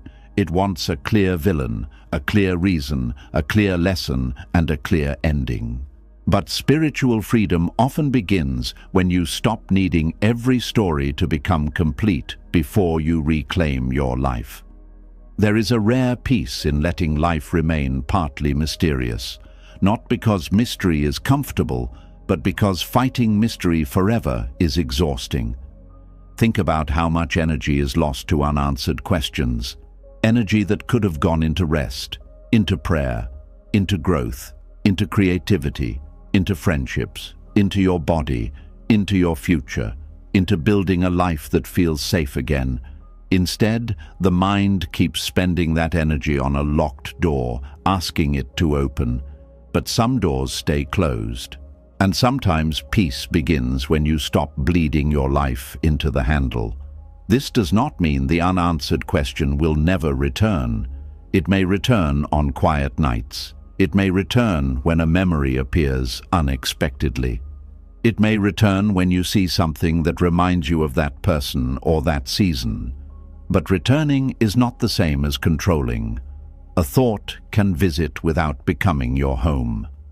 That is awareness. You can feel the question rise and not follow it to the end. You can feel the ache and breathe through it. You can let the body soften. You can remind yourself that uncertainty is uncomfortable, but it is not unbearable. You can teach your nervous system, slowly and gently, that not knowing is not the same as being unsafe. This is how peace is trained, not by receiving every answer, but by building the capacity to remain whole without them. And this is where many people misunderstand healing. They think healing means the question disappears forever, but sometimes healing means the question loses its power. It may still exist, but it no longer controls your mood, your choices, your sleep, your worth, or your direction. It becomes a cloud passing through the sky of awareness. The sky does not chase the cloud. The sky does not fight the cloud. The sky allows it to pass. This is the kind of freedom Buddhism points toward. A mind that can witness without clinging. a heart that can feel without drowning, a spirit that can accept incompleteness without turning it into a lifelong punishment. Unanswered questions also hurt because they leave space for self-blame. When someone refuses to explain, the mind often fills the silence with personal accusations. Maybe I was not enough. Maybe I missed something. Maybe I was too much. Maybe I should have acted differently. Maybe I caused it. Maybe I deserved the silence. This is one of the cruelest things about uncertainty. When truth is absent, fear often writes the story. And fear is rarely fair. Fear will make you responsible for someone else's inability to communicate. Fear will make you carry guilt for another person's avoidance. Fear will make you believe their silence is proof of your weakness, when it may only be proof of their emotional limitation. This is why you must be careful about the meaning you create in the absence of answers. Not every silence is a judgment against you. Not every disappearance is a statement about your worth. Not every unanswered question means you failed. Not every unclear ending means you were unlovable. Sometimes silence only proves that silence was all they had to offer. And once you understand this, you stop giving their silence the authority to define you. The mind may still ask, but why did they not care enough to explain? And the deeper answer may be, because care without maturity is often unstable. Someone can feel something and still lack the courage to act with honesty. Someone can value you and still be too emotionally undeveloped to treat you with respect. Someone can know they hurt you and still avoid the conversation because shame feels bigger than responsibility. Human beings are not always consistent. This is painful, but it is also freeing once accepted, because it stops you from searching for perfect logic inside imperfect people. Buddhist wisdom invites you to stop demanding that confused people behave with perfect clarity. It invites you to stop expecting the unconscious to act with full awareness. It invites you to stop waiting for emotionally messy situations to explain themselves neatly before you allow your own heart to breathe. This is not lowering your standards. It is seeing reality clearly. And seeing reality clearly is one of the deepest forms of peace. There is a moment when the heart must say, even without the answer, I know enough to choose peace. You may not know every reason, but you know how it made you feel. You know what it cost you. You know what it taught you. You know what you cannot keep doing to yourself. You know that replaying the same question is no longer saving you. That is enough to begin. Many people delay healing because they think they need all the facts first. But often you do not need all the facts to stop abandoning yourself. You do not need every explanation to stop returning to what hurts you. You do not need a complete confession to recognize emotional harm. You do not need a perfect answer to choose gentleness toward yourself. The heart can begin healing with partial information. It can begin with honesty about your own experience. It can begin with the simple truth that something hurt. It can begin with the decision not to keep turning pain into mental punishment. It can begin with one breath, one moment, one act of release. That is how inner freedom grows. Slowly, the unanswered question becomes less like a wound and more like a teacher. It teaches you how attached the mind is to certainty. It teaches you where you still seek permission to trust yourself. It teaches you how deeply you want life to be fair. It teaches you how much pain comes from demanding that reality become different before you accept it. And if you listen carefully, it teaches you surrender. Surrender does not mean giving up on yourself. It means giving up the war against what cannot be changed. It means no longer using your mind as a battlefield against the past. It means releasing the demand that someone else's silence must be solved before your soul can rest. This kind of surrender is not passive. It is brave, because it takes courage to live without every answer. It takes courage to stop chasing certainty. It takes courage to admit, I do not know, without turning that not knowing into shame, obsession, or self-punishment. And over time, courage becomes peace. You begin to understand that unanswered questions are part of being human. Everyone carries some. Why did that person change? Why did that opportunity disappear? Why did that friendship fade? Why did that loved one never say what needed to be said? Why did life move the way it moved? Not every question becomes a sentence with a clear ending. Some questions become spaces where wisdom grows, but wisdom only grows there when the mind stops fighting the space.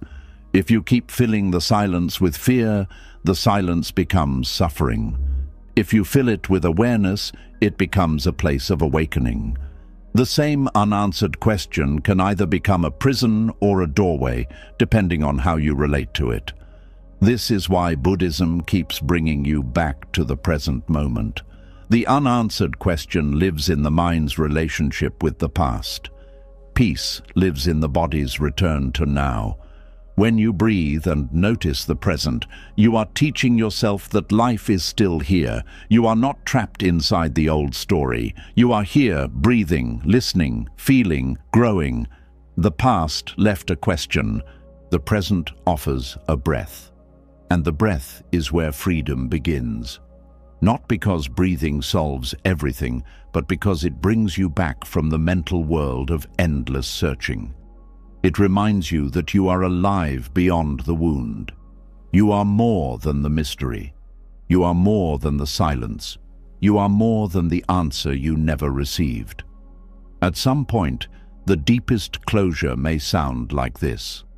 I wanted an answer, but I will not lose myself because I did not get one. That sentence carries strength. That sentence carries dignity. That sentence carries freedom. Because now your peace is no longer begging at the door of uncertainty. Your heart is no longer waiting for life to become perfectly explained before it softens. Your mind is no longer using unanswered questions as proof that healing must be delayed. You begin to see that peace is not the reward for knowing everything. Peace is the fruit of no longer needing everything to be known. And when that truth lands deeply, the unanswered question may still remain, but it no longer owns you. And slowly, after sitting beside unanswered questions long enough, another layer of suffering begins to reveal itself. The pain is no longer only about missing answers. It is also about the shock of how suddenly everything ended. One day the connection felt alive, familiar, meaningful. Then suddenly something changed. The warmth disappeared. The messages slowed. The emotional distance grew. Or worse, the person vanished completely, leaving the heart standing alone in emotional silence. And the mind keeps asking the same painful question. How can something feel real one moment and disappear the next? There is a special kind of pain that comes from rejection without closure because the nervous system struggles deeply with sudden emotional endings. The heart can survive many difficult truths, but abrupt disconnection creates confusion that the mind does not know how to organize peacefully. Something inside keeps searching for hidden meaning because the ending feels emotionally incomplete. And this is where many people unknowingly become trapped for years. Rejection feels incomplete without closure because human beings naturally seek emotional continuity. The brain wants events to make sense in a clear sequence. It wants a beginning, a middle, and an ending that emotionally connects together. But abandonment often interrupts that sequence violently. It creates an emotional gap where understanding should have existed. And the mind hates gaps, so it begins searching. It searches memories, it searches conversations, it searches facial expressions, it searches old messages, it searches for hidden signs it may have missed, because the brain believes that somewhere inside the past lies the missing piece that will finally make the pain feel understandable. This process happens almost automatically after sudden rejection. The nervous system enters a state of emotional hypervigilance. It replays events repeatedly because it is trying to protect itself from future pain. The mind believes that if it can fully understand why the rejection happened, it will regain control. But this search often becomes endless because emotional endings are rarely as simple as the mind wants them to be. One of the most painful parts of abandonment is that it creates emotional contradiction. The mind remembers the moments of closeness, affection, laughter, vulnerability, promises, and connection. Then it compares those memories against the coldness, silence, distance, or disappearance that followed, and internally the brain struggles to hold both realities together. How could someone who cared suddenly stop caring? How could someone who seemed genuine suddenly become distant? How could something that felt real end so abruptly? These contradictions create emotional shock because the nervous system depends heavily on predictability. Human beings feel emotionally safe when behavior feels consistent. Sudden rejection destroys that sense of emotional stability. This is why abandonment can feel physically painful. The body reacts as if safety itself has been threatened. Sleep changes, appetite changes, breathing changes, concentration disappears. The nervous system becomes restless because emotional connection is deeply tied to survival instincts inside the human brain. Buddhist teachings recognize that attachment creates fear, partly because attachment creates dependency on stability outside ourselves. When someone emotionally important suddenly withdraws, the mind reacts as if part of reality itself has collapsed, and the search for meaning begins immediately afterward. Many people become obsessed with finding the exact moment everything changed. They replay timelines repeatedly trying to locate the emotional turning point. They ask themselves, was it something I said? Did I become too emotional? Did they lose feelings slowly? Were they pretending the entire time? Was there someone else? The mind keeps digging because uncertainty feels unbearable. But often the deeper suffering is not rejection itself. The deeper suffering comes from resistance to the reality that some endings happen without emotional completion. The ego especially struggles with sudden rejection because rejection wounds identity deeply. The ego naturally wants to feel chosen, valued, important, and emotionally secure. So when someone leaves abruptly or withdraws emotionally without explanation, the ego immediately begins searching for reasons to restore emotional certainty. Sometimes this search becomes self-destructive. A person may spend years blaming themselves for another person's emotional inconsistency. They may develop endless theories about what they lacked. They may compare themselves to others constantly. They may replay tiny mistakes repeatedly while ignoring the larger truth that emotionally unstable people often create unstable endings. This is one of the cruelest effects of rejection without closure. It quietly damages self-trust. The person begins doubting their own perception. Was the connection even real? Did I imagine everything? How could I not see this coming? This self-doubt creates enormous emotional exhaustion because now the mind is not only grieving the loss, it is also questioning its own ability to understand reality. And this is why the brain keeps searching obsessively for hidden meaning after abandonment. The search is not only about the other person anymore, it is also about rebuilding internal stability. The mind wants reassurance that reality still makes sense. But Buddhism teaches something profoundly difficult, yet liberating. Life is not always emotionally linear. Human beings are deeply inconsistent because most people are not fully conscious of themselves. Emotions change, fear interferes, trauma shapes behavior, attachment creates confusion, ego creates avoidance, and people often act from unconscious emotional patterns they barely understand themselves. This means that some endings genuinely do not contain the clarity the wounded person desperately seeks. Not because the pain was meaningless, not because the relationship was fake, but because human beings themselves are often fragmented internally. Confused people create confusing endings.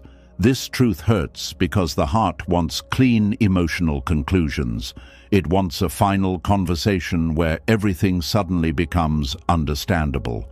But emotionally unavailable people rarely provide emotionally complete endings because they themselves lack emotional clarity internally. Some people withdraw because intimacy scares them. Some disappear because conflict overwhelms them. Some detach because vulnerability activates old wounds. Some avoid difficult conversations because shame feels unbearable. Some leave abruptly because they never learned how to handle emotional responsibility maturely. And the abandoned person suffers because the brain keeps searching for a stable explanation inside unstable behavior. There is another painful layer to rejection without closure. Sudden endings often activate old emotional wounds from earlier life experiences. The nervous system does not only react to the present rejection, it also reacts to previous feelings of abandonment, invisibility, emotional neglect, or inconsistency. This is why certain rejections feel overwhelmingly intense compared to others. The pain becomes larger than the current moment because the nervous system connects it to older emotional memories unconsciously. A person abandoned suddenly in adulthood may unknowingly relive childhood feelings of not feeling emotionally safe, wanted, or consistently loved. And because these wounds feel ancient internally, the mind becomes desperate to solve them.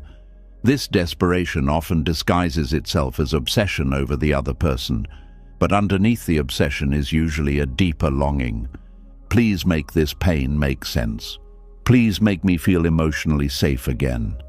Please restore certainty. But no external explanation can fully heal wounds that exist deeper inside the nervous system itself. This is why closure alone rarely creates lasting peace. Even when explanations finally arrive, the emotional shock often remains because the deeper wound is not intellectual confusion. The deeper wound is emotional insecurity activated by sudden loss. The ego says, if I can understand the rejection fully, I will feel whole again. But healing does not come only through explanation. Healing comes when the nervous system slowly learns that rejection does not destroy your worth. That process takes time, awareness, gentleness, and emotional presence. One hidden reason rejection feels incomplete is because the mind interprets abandonment personally. The ego immediately turns rejection into identity. They left because I was not enough. They disappeared because I lacked value. They chose distance because something is wrong with me. But human behavior is far more complicated than these conclusions.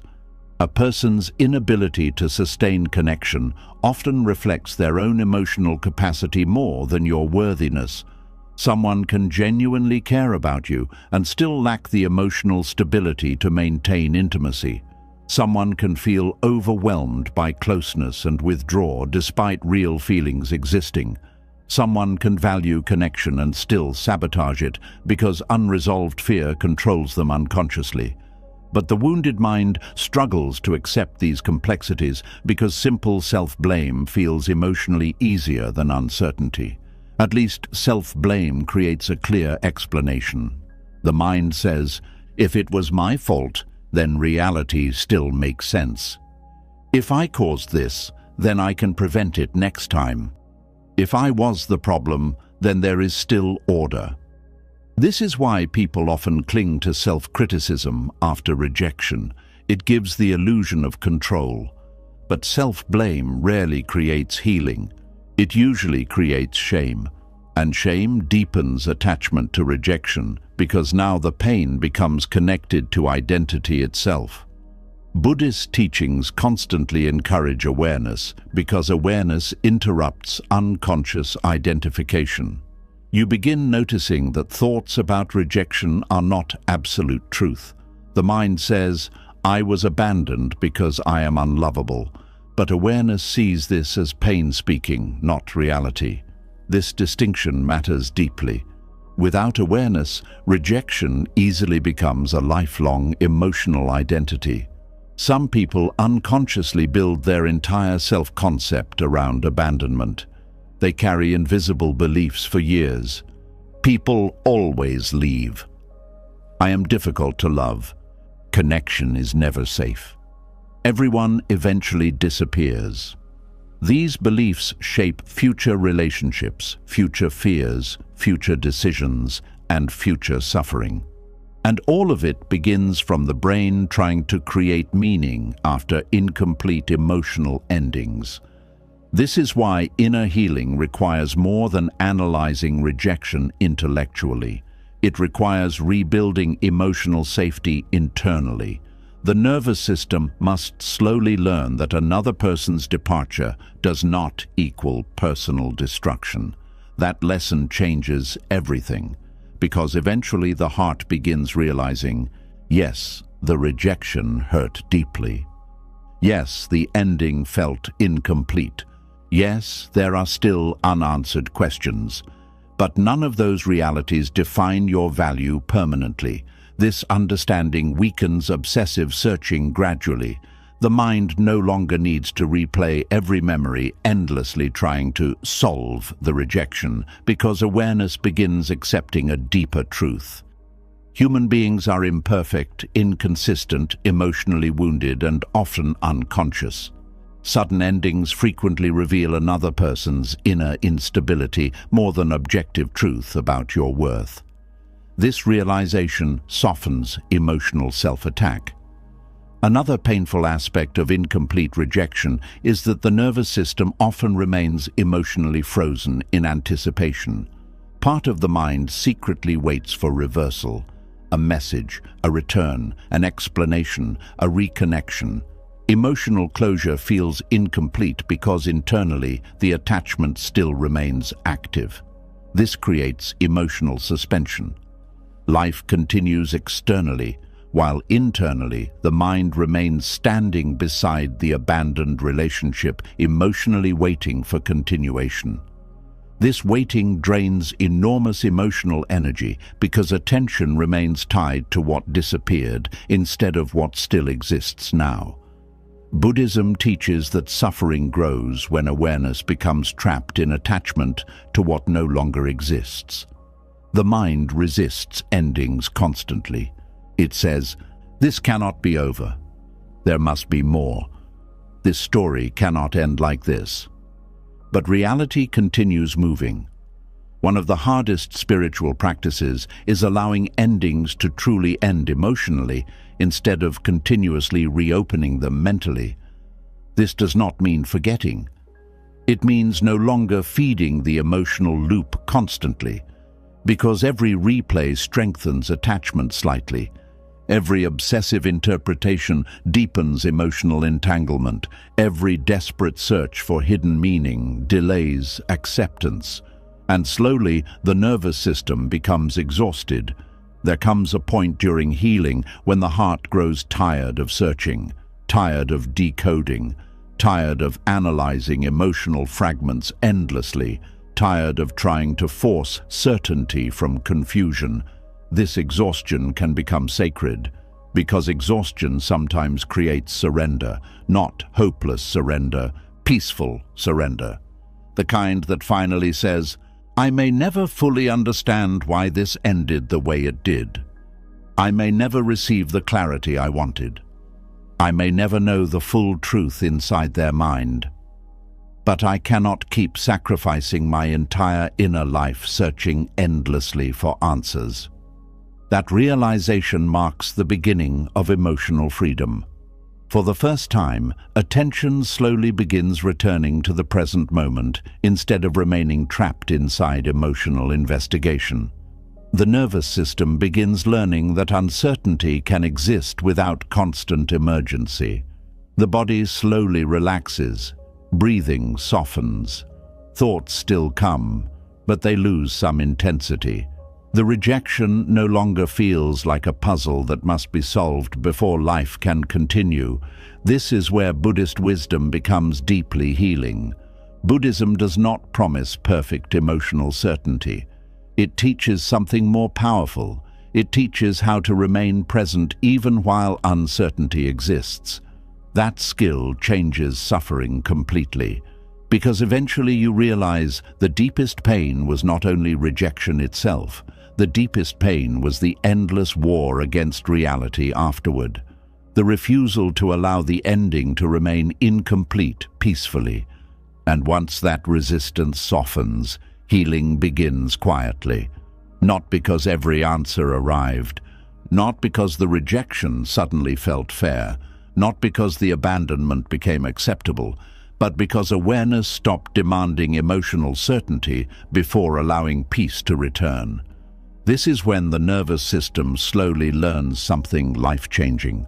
You can survive incomplete endings. You can survive unanswered questions. You can survive rejection without losing your entire identity. And most importantly, you can stop searching for hidden meaning long enough to finally begin living again. And after enough searching, enough replaying, and enough nights spent trying to force clarity from painful endings, another realization slowly begins to rise from the silence. Sometimes the reason things felt so confusing is because the person themselves was deeply confused. Sometimes the mixed signals, sudden changes, emotional contradictions, and unfinished endings were not carefully planned mysteries. Sometimes they were simply the natural result of someone who never truly understood themselves. And this realization changes the way suffering is carried. There is a strange sadness that comes from realizing some people move through life disconnected from their own inner world. They do not fully understand their emotions, their fears, their wounds, or even their own behavior. One moment they feel close to you, the next moment they feel overwhelmed. One day they crave intimacy, the next day they run from it. One part of them wants connection, while another part fears it deeply. And when people are divided within themselves, the relationships they create often become divided too. This is why confused people frequently create confused endings. The heart suffers deeply when it expects consistency from someone internally unstable. At first, the connection may feel real because parts of it truly are real. The affection may be genuine, the care may be genuine, the bond may be genuine. But when someone lacks self-awareness, their emotions become unpredictable because they themselves do not fully understand what controls them internally. This creates emotional chaos for everyone around them. One of the hardest truths to accept is that some people are strangers to themselves. They have spent years avoiding introspection. They distract themselves constantly. They move through life reacting emotionally without stopping to examine why they feel what they feel. They chase temporary relief instead of inner understanding. They confuse attention with love, attachment with intimacy, and emotional intensity with emotional depth. And because they do not understand themselves clearly, they cannot offer stable clarity to others. This is where many people become trapped after painful endings. They keep searching for a perfectly organized explanation from someone whose inner world was never organized to begin with. The mind keeps asking, how could they change so suddenly? How could they say one thing and do another? How could they seem so genuine and then disappear emotionally? But clarity cannot come from inner chaos. A person who is disconnected from themselves often behaves in ways that even they cannot fully explain honestly. Their decisions shift with emotion. Their feelings change rapidly because they are driven more by unconscious fear than conscious awareness. They may genuinely believe something in one moment and completely contradict themselves later because they have no stable inner foundation. And unfortunately, emotionally conscious people often struggle to understand this because they assume everyone relates to emotions with the same level of reflection they do. But many people never pause long enough to examine their own patterns deeply. Buddhist teachings often emphasize awareness because unconsciousness creates suffering not only internally but relationally. A person unaware of their own fears, attachments, insecurities, and wounds will unconsciously spread confusion into every relationship they touch. Someone afraid of abandonment may suddenly withdraw first. Someone terrified of vulnerability may sabotage intimacy once it becomes real. Someone carrying shame may avoid honesty because truth threatens their identity. Someone emotionally fragmented may crave love deeply while simultaneously fearing it. And because these conflicts remain unconscious inside them, their relationships become unstable reflections of that inner conflict. This is why some people feel emotionally safe one week and emotionally distant the next. Their behavior changes because their inner world is constantly shifting beneath the surface. They are reacting emotionally instead of responding consciously, and the people who love them suffer because they keep expecting stable emotional logic from someone internally divided. There is hidden freedom in finally understanding this, not because it excuses harmful behavior, not because the pain suddenly disappears, but because you stop personalizing every confusing action as proof of your own inadequacy. This changes the entire emotional experience. You begin seeing that some people create chaos simply because chaos exists inside them already. Their mixed signals often reflect internal confusion more than deliberate cruelty. Their inconsistency reflects emotional instability more than your lack of worth. Their inability to communicate clearly reflects their own disconnection from themselves, and once this becomes visible, self-blame begins softening. Many people unknowingly spend years trying to solve emotionally unavailable individuals like emotional puzzles. They search for the real meaning behind inconsistent behavior. They believe that somewhere underneath the confusion lies a stable version of the person they briefly experienced during moments of closeness. But sometimes the inconsistency itself is the truth. This realization hurts deeply because the heart naturally wants to preserve the beautiful moments. It wants to believe the loving version of the person was the real version.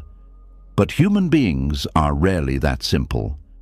Confused people often contain many contradictory emotional states at once.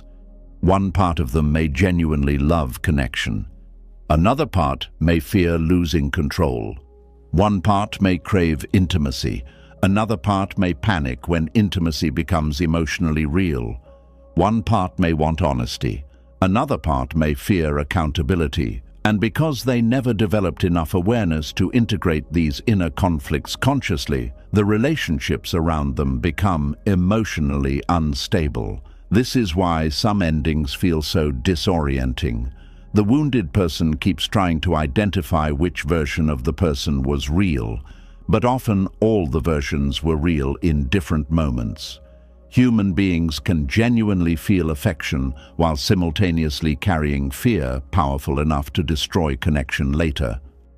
This complexity confuses the mind because the mind wants emotional certainty. But Buddhism constantly reminds us that human beings are impermanent, unstable, and deeply shaped by unconscious attachment. People often change according to fear, desire, loneliness, insecurity, ego, or emotional pain without fully realizing it themselves. This is why clarity cannot always emerge from emotionally unconscious people. A person cannot offer deep truth externally while remaining disconnected internally. And this explains why some conversations after painful endings feel strangely empty. The wounded person seeks emotional depth, accountability, and honest self-reflection. But the other person responds vaguely, defensively, emotionally numb, contradictory, or detached. Not necessarily because they enjoy hurting others, but because they genuinely lack the inner awareness required for the conversation being asked of them. Some people simply do not possess emotional depth equal to the pain they create. This realization feels heartbreaking at first because it removes fantasy. The fantasy says, if we talk one more time, everything will finally make sense. If they become honest, clarity will appear. If I ask the right question, I will finally understand. But emotionally unconscious people rarely produce emotionally satisfying explanations because they themselves are internally fragmented. And expecting stable truth from emotional instability creates endless suffering. There is another painful reason confused people create confused endings. Often they are trying to escape themselves through relationships. They seek comfort, validation, distraction, emotional excitement, or temporary relief from inner emptiness. But because they never address the deeper emotional void inside themselves, the relationship eventually becomes overwhelmed by the unresolved pain they carried into it. This is why some people suddenly lose emotional consistency once the excitement fades. During the beginning stages of connection, distraction temporarily covers inner instability. But eventually, unresolved wounds return, fear returns, restlessness returns, emotional confusion returns. And because they never learned how to face themselves honestly, they unconsciously project the chaos outward. Relationships become unstable because internally they remain unstable. This is one reason Buddhism places so much emphasis on self-awareness before attachment. A person disconnected from themselves will often seek emotional rescue through others, but no relationship can permanently stabilize someone unwilling to understand their own mind. This creates enormous suffering because emotionally conscious people often believe love alone can heal confusion. They think patience, empathy, understanding, or loyalty will eventually help the other person become emotionally stable. But awareness cannot be forced onto someone from the outside. A person must willingly confront themselves. And many spend years avoiding this confrontation because self-awareness is painful. Looking inward honestly means facing fear, shame, contradiction, insecurity, selfishness, emotional wounds, and unresolved grief. Many people would rather remain distracted than sit quietly with those realities. So instead of healing internally, they move endlessly between relationships, distractions, emotional escapes, and temporary highs. And every unresolved inner conflict eventually appears inside their relationships again. This creates a tragic cycle where confused people continue creating confused endings repeatedly without fully understanding why their life patterns never change. Meanwhile, the people they hurt remain emotionally trapped, trying to force clarity from chaos. But clarity cannot come from chaos. This sentence becomes deeply liberating once fully understood. Because suddenly the wounded person stops demanding complete emotional coherence from someone who never possessed it internally. They stop expecting emotionally fragmented individuals to produce perfectly stable explanations. And slowly, the obsession with solving the person weakens. This does not mean the pain disappears immediately. Grief still exists. Disappointment still exists. Loneliness still exists. But self-torture begins decreasing because the mind no longer keeps insisting. There must be a perfect explanation hidden somewhere. Sometimes the explanation is simply that the person lacked inner stability. This is difficult for empathetic people to accept because empathy naturally searches for deeper meaning. But not every painful situation contains profound, hidden complexity. Sometimes emotional inconsistency is exactly what it appeared to be: emotional inconsistency. One reason people resist accepting this is because uncertainty feels emotionally unsatisfying. The ego wants neat conclusions. It wants emotionally intelligent explanations that restore order to the pain. But emotionally unconscious people rarely provide emotionally orderly endings. Their endings reflect their inner fragmentation. A person disconnected from themselves often leaves others emotionally disoriented because their actions lack stable alignment. Their words and behavior conflict. Their emotions shift unpredictably. Their communication becomes inconsistent because internally they themselves are inconsistent. And the more someone tries to force complete clarity from this instability, the more emotionally exhausted they become. Buddhist wisdom gently encourages a different path. Instead of endlessly analyzing another person's inner chaos, awareness begins returning inward. The focus shifts from, "How do I finally understand them completely?" to, "How do I stop losing myself inside confusion?" This shift marks the beginning of freedom, because true peace does not require decoding every emotionally unavailable person perfectly. True peace begins when you stop sacrificing your mental stability trying to organize another person's internal disorder. This understanding creates enormous emotional relief. You stop expecting emotionally confused people to suddenly behave with deep consistency. You stop expecting wounded people to magically develop self-awareness during painful endings. You stop demanding complete logic from unconscious emotional behavior. And most importantly, you stop interpreting every confusing ending as proof of personal failure. Sometimes the ending was confusing because the person themselves was confused. That realization changes how rejection feels internally. The mind no longer needs to obsessively search for hidden mistakes inside yourself because the focus shifts toward seeing reality clearly. Human beings are often emotionally unstable, deeply wounded, disconnected from themselves, and driven by unconscious fear. This does not make their behavior acceptable, but it does make it understandable without self-destruction.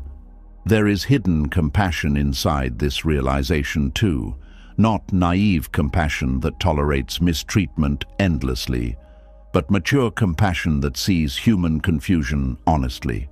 Many people are suffering internally far more than they appear externally. Their avoidance, inconsistency, dishonesty, emotional distance, and instability often reflect unresolved battles inside themselves. And people who are lost internally often create loss externally too. This understanding softens resentment gradually because resentment often depends on believing the other person acted with complete awareness.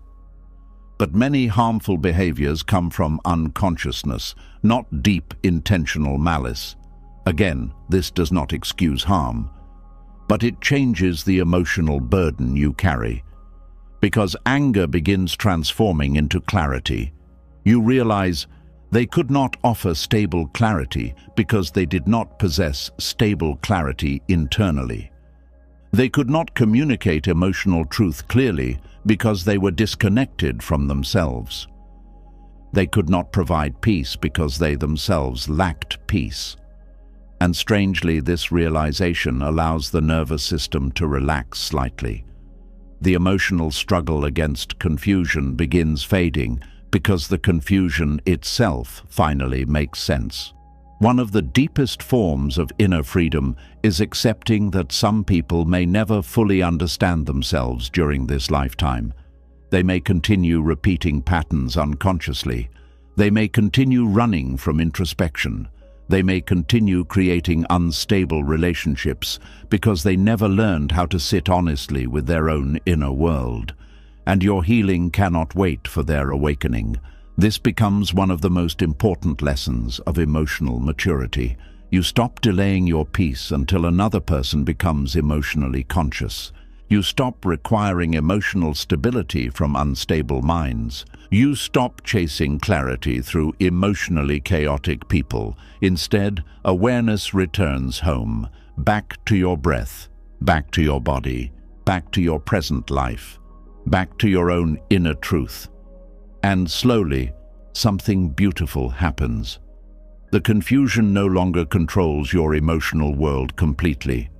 Not because every answer arrived, not because the ending suddenly became fair, but because you finally stopped asking chaos to become clarity before allowing yourself to heal. That is the hidden freedom, the freedom of understanding that some people never truly knew themselves deeply enough to offer the kind of emotional clarity your heart kept searching for. And once you fully accept that, the desperate search for meaning finally begins to quiet. And once the mind finally begins to understand that clarity cannot come from inner chaos, another painful pattern slowly becomes visible. The suffering is no longer only coming from what happened in the past, it is also coming from the constant return to it, the endless revisiting, the repeated replaying, the quiet habit of reopening emotional wounds while secretly hoping this time they will finally heal. But wounds do not heal by being touched endlessly. There is a silent form of suffering that many people mistake for healing. It happens late at night when old conversations are replayed again. It happens while rereading messages that should have been left alone. It happens while checking old photos, revisiting old memories, imagining different outcomes, or mentally returning to painful moments again and again. The mind says, "I am trying to understand." But often, the heart is simply bleeding repeatedly from the same place. This is one of the deepest traps in the search for closure. The person believes they are moving toward peace while unconsciously feeding the pain every single day. Each replay reactivates the emotional wound. Each return to the memory strengthens the emotional attachment slightly. Each mental revisit reminds the nervous system of the original hurt, and slowly, suffering becomes a cycle the mind itself keeps alive. At first, revisiting the pain feels natural. The brain is trying to process emotional shock. Human beings naturally return mentally to painful experiences after betrayal, abandonment, rejection, or loss. The nervous system wants to make sense of what happened. It wants to reduce uncertainty. It wants emotional safety restored. But there is a difference between processing pain and living inside it. Many people cross that line without realizing it. They begin building daily emotional rituals around the wound. They wake up and immediately think about the person. They replay old arguments while showering. They reread conversations before sleeping. They imagine future explanations that will probably never happen. They revisit social media pages searching for hidden meaning in tiny details. And all of this keeps the nervous system emotionally connected to the injury. Buddhist teachings often compare attachment to repeatedly picking at a wound that is trying to close.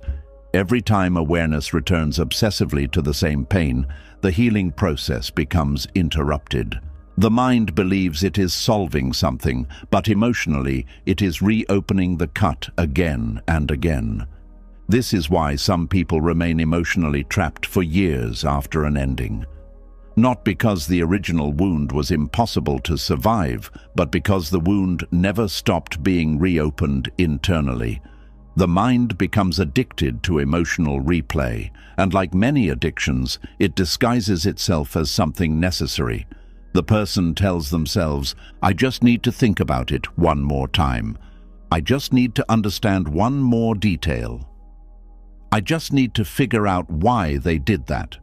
But the emotional replay never truly ends because the mind is no longer searching for answers. It is trapped inside emotional habit.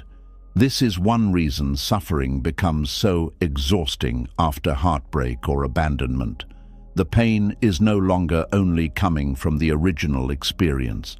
It is coming from the continuous mental resurrection of the experience afterward. The body reacts to remembered pain similarly to present pain.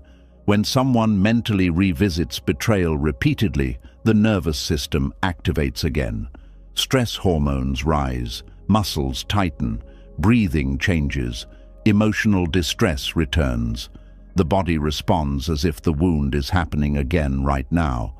This is why memories can feel physically painful. The nervous system does not fully distinguish between actual danger and vividly remembered emotional danger. So every replay strengthens the emotional pathways connected to suffering, and this creates a cruel cycle. The pain creates obsessive thinking. Obsessive thinking reactivates the pain. The reactivated pain creates more obsessive thinking, and slowly the mind becomes trapped inside emotional looping. One of the hardest truths to accept is that constantly revisiting old pain rarely produces new wisdom after a certain point. At first, reflection can absolutely help healing. Honest self-awareness matters. Learning from experiences matters. Understanding unhealthy patterns matters. But eventually reflection stops being reflection. It becomes rumination, and rumination quietly destroys peace. Rumination is different because it does not move forward. It circles endlessly. The same memories, the same emotions, the same questions, the same fantasies, the same regrets, the same imagined conversations.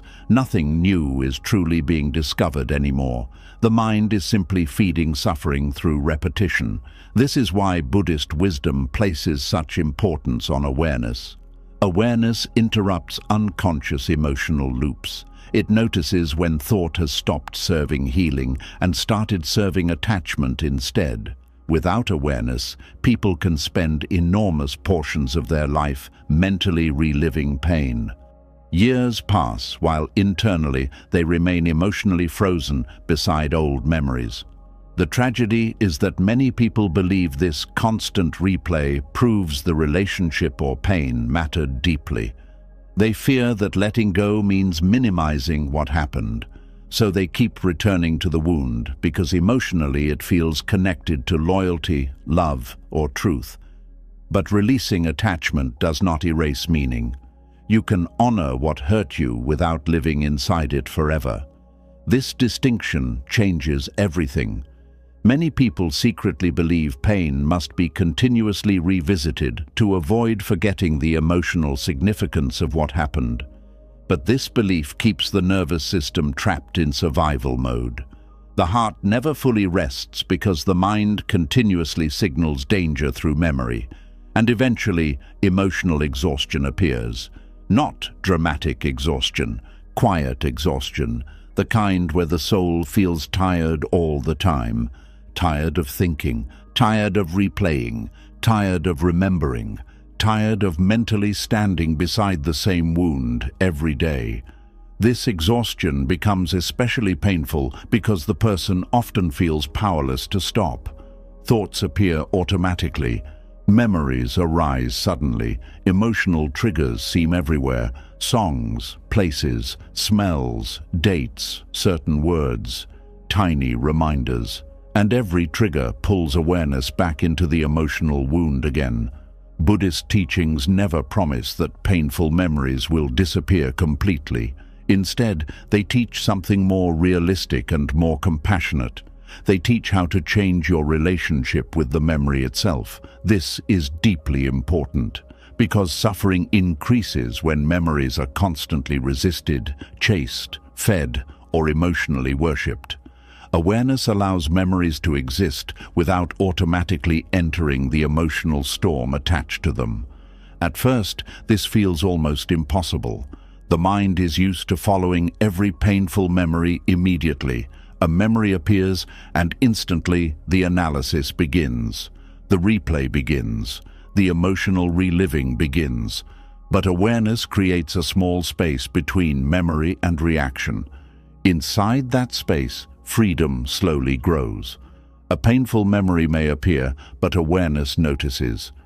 I do not have to reopen the wound completely right now. I do not have to follow this thought endlessly. I do not have to mentally relive every detail again. This does not mean suppressing emotion. Suppression creates different suffering. It means learning how to witness memories without drowning inside them repeatedly. That skill becomes life-changing, because eventually the person realizes the mind itself has been participating in prolonging suffering. Not intentionally, not maliciously, simply through unconscious habit. The brain becomes attached to familiar emotional loops even when they hurt. Human beings often return to familiar pain because familiar pain feels psychologically safer than uncertain freedom. This sounds strange at first, but it is deeply true. Some people continue replaying painful memories because the memories became emotionally connected to identity. The suffering became familiar. The heartbreak became part of how they understand themselves. The betrayal became part of their emotional story. And without the story, the ego feels uncertain. Who am I without this pain? Who am I if I stop replaying this memory? Who am I if I truly let this go? These hidden fears keep attachment alive. This is why healing can feel strangely uncomfortable. Letting go of repetitive suffering means stepping into unfamiliar emotional space. The ego often resists this because identity built around pain feels emotionally stable, even when painful. Buddhist wisdom gently points toward non-attachment because attachment turns temporary pain into long-term suffering. The original wound may have lasted weeks or months, but attachment to replaying the wound can last decades, and this attachment quietly steals the present moment. Many people physically leave painful relationships while mentally remaining inside them for years afterward. Their body moves forward, but their awareness stays trapped in the past. Every quiet moment becomes filled with emotional replay. Life continues passing while the mind remains emotionally anchored to old pain. This creates enormous grief once fully recognized. A person suddenly realizes how many beautiful moments were missed because attention stayed locked inside suffering. Relationships, opportunities, peaceful mornings, joy, rest, creativity, presence, all partially overshadowed by continuous mental revisiting of the wound. This realization hurts, but it also awakens something powerful, because eventually the heart asks, how much longer do I want to live this way? That question becomes the beginning of liberation. Not because the memories disappear instantly, not because the pain magically dissolves overnight, but because awareness finally notices the cost of constantly reopening the wound. This is when healing becomes intentional. Instead of automatically feeding painful memories, the person slowly begins protecting their inner peace more carefully. They stop revisiting conversations compulsively. They stop checking for hidden meaning constantly. They stop feeding emotional fantasies about different endings. And gradually, the nervous system begins calming. This process requires patience because emotional habits formed over months or years do not disappear immediately. The mind will still return to old memories sometimes. Certain triggers will still activate emotion. Some nights will still feel heavy. But awareness changes the relationship with those moments. Instead of fully entering the emotional storm again, awareness begins saying, yes, this memory hurts, but I do not need to reopen the wound entirely. Yes, this mattered deeply, but I do not need to relive it endlessly to prove that. This gentleness matters deeply. Many people attack themselves for still thinking about the past, but self-judgment creates more suffering. The goal is not perfect emotional control. The goal is conscious awareness of what nourishes peace versus what strengthens pain. And over time, awareness notices something important. Repeatedly revisiting suffering does not honor the wound. It often imprisons the wounded person inside it. True healing begins when memories stop controlling the nervous system completely. The past becomes something remembered, not something continuously relived. This shift creates enormous emotional space. Breathing becomes easier. Silence becomes less threatening. The mind becomes quieter. The body relaxes more naturally, not because the past changed, but because awareness stopped feeding the emotional fire constantly. One reason people chase closure through memories is because they secretly hope a different emotional outcome will appear mentally. The mind imagines alternate conversations, alternate choices, alternate endings. If only I said this. If only they understood. If only I noticed sooner. If only things ended differently. But these imagined alternate realities keep the nervous system emotionally attached to a version of life that no longer exists. And attachment to imagined realities creates suffering too. Buddhism teaches that reality itself must eventually be accepted fully before peace becomes possible, not approved of, not liked, not celebrated, but accepted as real. The relationship ended the way it ended. The person behaved the way they behaved. The wound happened. The confusion happened. The silence happened. And no amount of mental replay changes that reality now. This realization feels painful at first because the ego desperately wants the past to become emotionally editable. But once the mind stops trying to rewrite reality internally, enormous energy becomes available again for actual living. That energy returns slowly. A person begins noticing small moments again. Morning light, conversations, music, rest, nature, breathing, stillness. The present moment becomes visible again because awareness is no longer trapped entirely inside emotional resurrection of the past. This is where true closure quietly begins, not through one final conversation, not through perfect understanding, not through endless analysis, but through no longer needing to reopen the wound every day to feel connected to what happened. That is freedom. The memory may still exist. The sadness may still appear sometimes. The loss may still matter deeply, but the emotional wound no longer gets torn open repeatedly by unconscious attachment. And slowly, the heart begins trusting itself enough to stop living inside yesterday's pain. That trust changes everything, because eventually awareness realizes, I suffered enough already. I do not need to continue recreating the suffering internally. I can remember without reliving. I can honor the experience without remaining trapped inside it. And this realization becomes one of the deepest forms of healing. Not forgetting, not denying, not suppressing, simply no longer reopening the wound every time the mind asks you to bleed again. And little by little, after the mind stops reopening the same wounds every day, a deeper kind of wisdom begins to emerge. Not every pain can be solved. Not every ending can be explained. Not every betrayal will make sense. Some stories will always carry missing pieces. Some people will leave without accountability. Some questions will remain unanswered forever.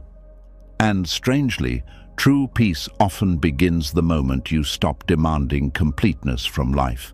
There is a quiet maturity that develops when a person finally realizes reality is not always emotionally satisfying. The heart naturally wants fairness. It wants honesty. It wants understanding. It wants every painful experience to eventually transform into a meaningful lesson wrapped neatly in clarity and closure. But life does not always offer that. Sometimes people lie and never admit it. Sometimes people disappear and never explain why. Sometimes relationships collapse without one final conversation. Sometimes kindness is not returned. Sometimes love is not protected. Sometimes injustice remains unanswered. And the mind suffers deeply because it keeps resisting this incompleteness. This resistance is one of the hidden roots of emotional pain. Human beings often believe peace will arrive after reality finally becomes emotionally organized. The mind says, when I fully understand, I will heal. When justice happens, I will move on. When they finally admit the truth, I will feel free. But emotional maturity begins when you realize peace cannot wait forever for life to become perfectly resolved. This realization changes the entire relationship with suffering, because suddenly the goal is no longer forcing every story into emotional completion. The goal becomes learning how to live peacefully, even when some parts of life remain unfinished. That is rare wisdom. Most people spend enormous amounts of energy fighting reality internally. They argue mentally with what already happened. They replay different outcomes. They imagine alternate endings. They wait for apologies, justice, explanations, or recognition that may never come. And all of this creates invisible exhaustion. The nervous system becomes tired from constantly carrying emotional resistance. A person may appear functional externally while internally fighting the same unresolved battle every day. But reality does not become softer simply because the mind refuses to accept it. This is one of the deepest Buddhist truths. Suffering increases whenever the mind demands that reality become different before allowing peace to exist. The pain itself may be unavoidable for a time, but resistance multiplies it endlessly. This is why emotionally incomplete situations can become lifelong prisons for some people. The event ends, but the mental resistance continues for years afterward. The mind keeps saying, "This should not have happened. They should have known better. I deserved clarity. This story cannot end like this." And maybe all of that is true, but reality already moved forward. This is what makes acceptance so difficult. Acceptance feels unfair at first because people confuse acceptance with approval. They think accepting reality means saying the pain was justified or deserved, but acceptance simply means seeing clearly what already exists without continuously fighting it internally. The relationship ended. The apology never came. The betrayal happened. The silence remained. The story stayed incomplete. Acceptance does not erase grief. It ends the war against reality. That difference matters deeply. One hidden reason people struggle with incomplete endings is because the ego wants emotional symmetry. The ego wants good actions rewarded and harmful actions punished. It wants honesty to matter consistently. It wants emotional investments to make logical sense. It wants life to behave according to fairness. But reality often refuses these expectations. Some deeply loving people are abandoned. Some dishonest people avoid consequences for years. Some emotionally immature people continue living without self-awareness. Some cruel actions never receive proper accountability. And the heart struggles because it cannot emotionally organize this unfairness easily. This is why emotional maturity is so rare. It requires the ability to remain compassionate, open, and internally stable, even while recognizing that life will not always provide satisfying conclusions. Many people never reach this point because they keep waiting for external resolution before developing internal peace. They postpone their healing while expecting reality to eventually correct itself emotionally. But inner freedom begins when healing no longer depends entirely on external correction. This is not easy. There is grief involved in accepting incomplete reality. A deep grief. Not only grief for what happened, but grief for what never happened. The conversation that never came, the understanding that never arrived, the emotional honesty that never appeared. People often underestimate how painful it is to mourn unrealized possibilities. Sometimes the hardest thing to release is not the relationship itself. It is the imagined ending you hoped would happen someday. The fantasy that eventually the truth would emerge clearly, that eventually the other person would understand, that eventually life would organize itself emotionally. But maturity begins when fantasy loosens its grip. Buddhist teachings speak often about impermanence because suffering increases when human beings cling too tightly to how they think life should unfold. Reality constantly changes in incomplete, unpredictable ways. Relationships shift, emotions shift, human beings contradict themselves. Some stories remain unresolved forever, and peace becomes possible only when awareness stops demanding certainty from an uncertain world. This creates enormous emotional freedom, because suddenly the mind no longer needs every experience to become perfectly meaningful before releasing attachment. It no longer requires every emotional wound to transform into a neat life lesson immediately. Some experiences simply hurt. Some endings simply remain messy. Some people simply remain unconscious. And strangely, accepting this reality softens suffering more than endless resistance ever could. One reason incomplete endings feel unbearable is because human beings naturally crave narrative closure. The mind experiences life through stories. Stories with beginnings, explanations, emotional arcs, and conclusions. When something ends abruptly or unfairly, the nervous system struggles because the emotional narrative feels interrupted, so the mind keeps trying to finish the story internally. But sometimes there is no emotionally satisfying ending available. This is where many people become trapped. They refuse to emotionally move forward because part of them still believes the story remains unfinished. They keep waiting for the final chapter that will suddenly transform confusion into clarity.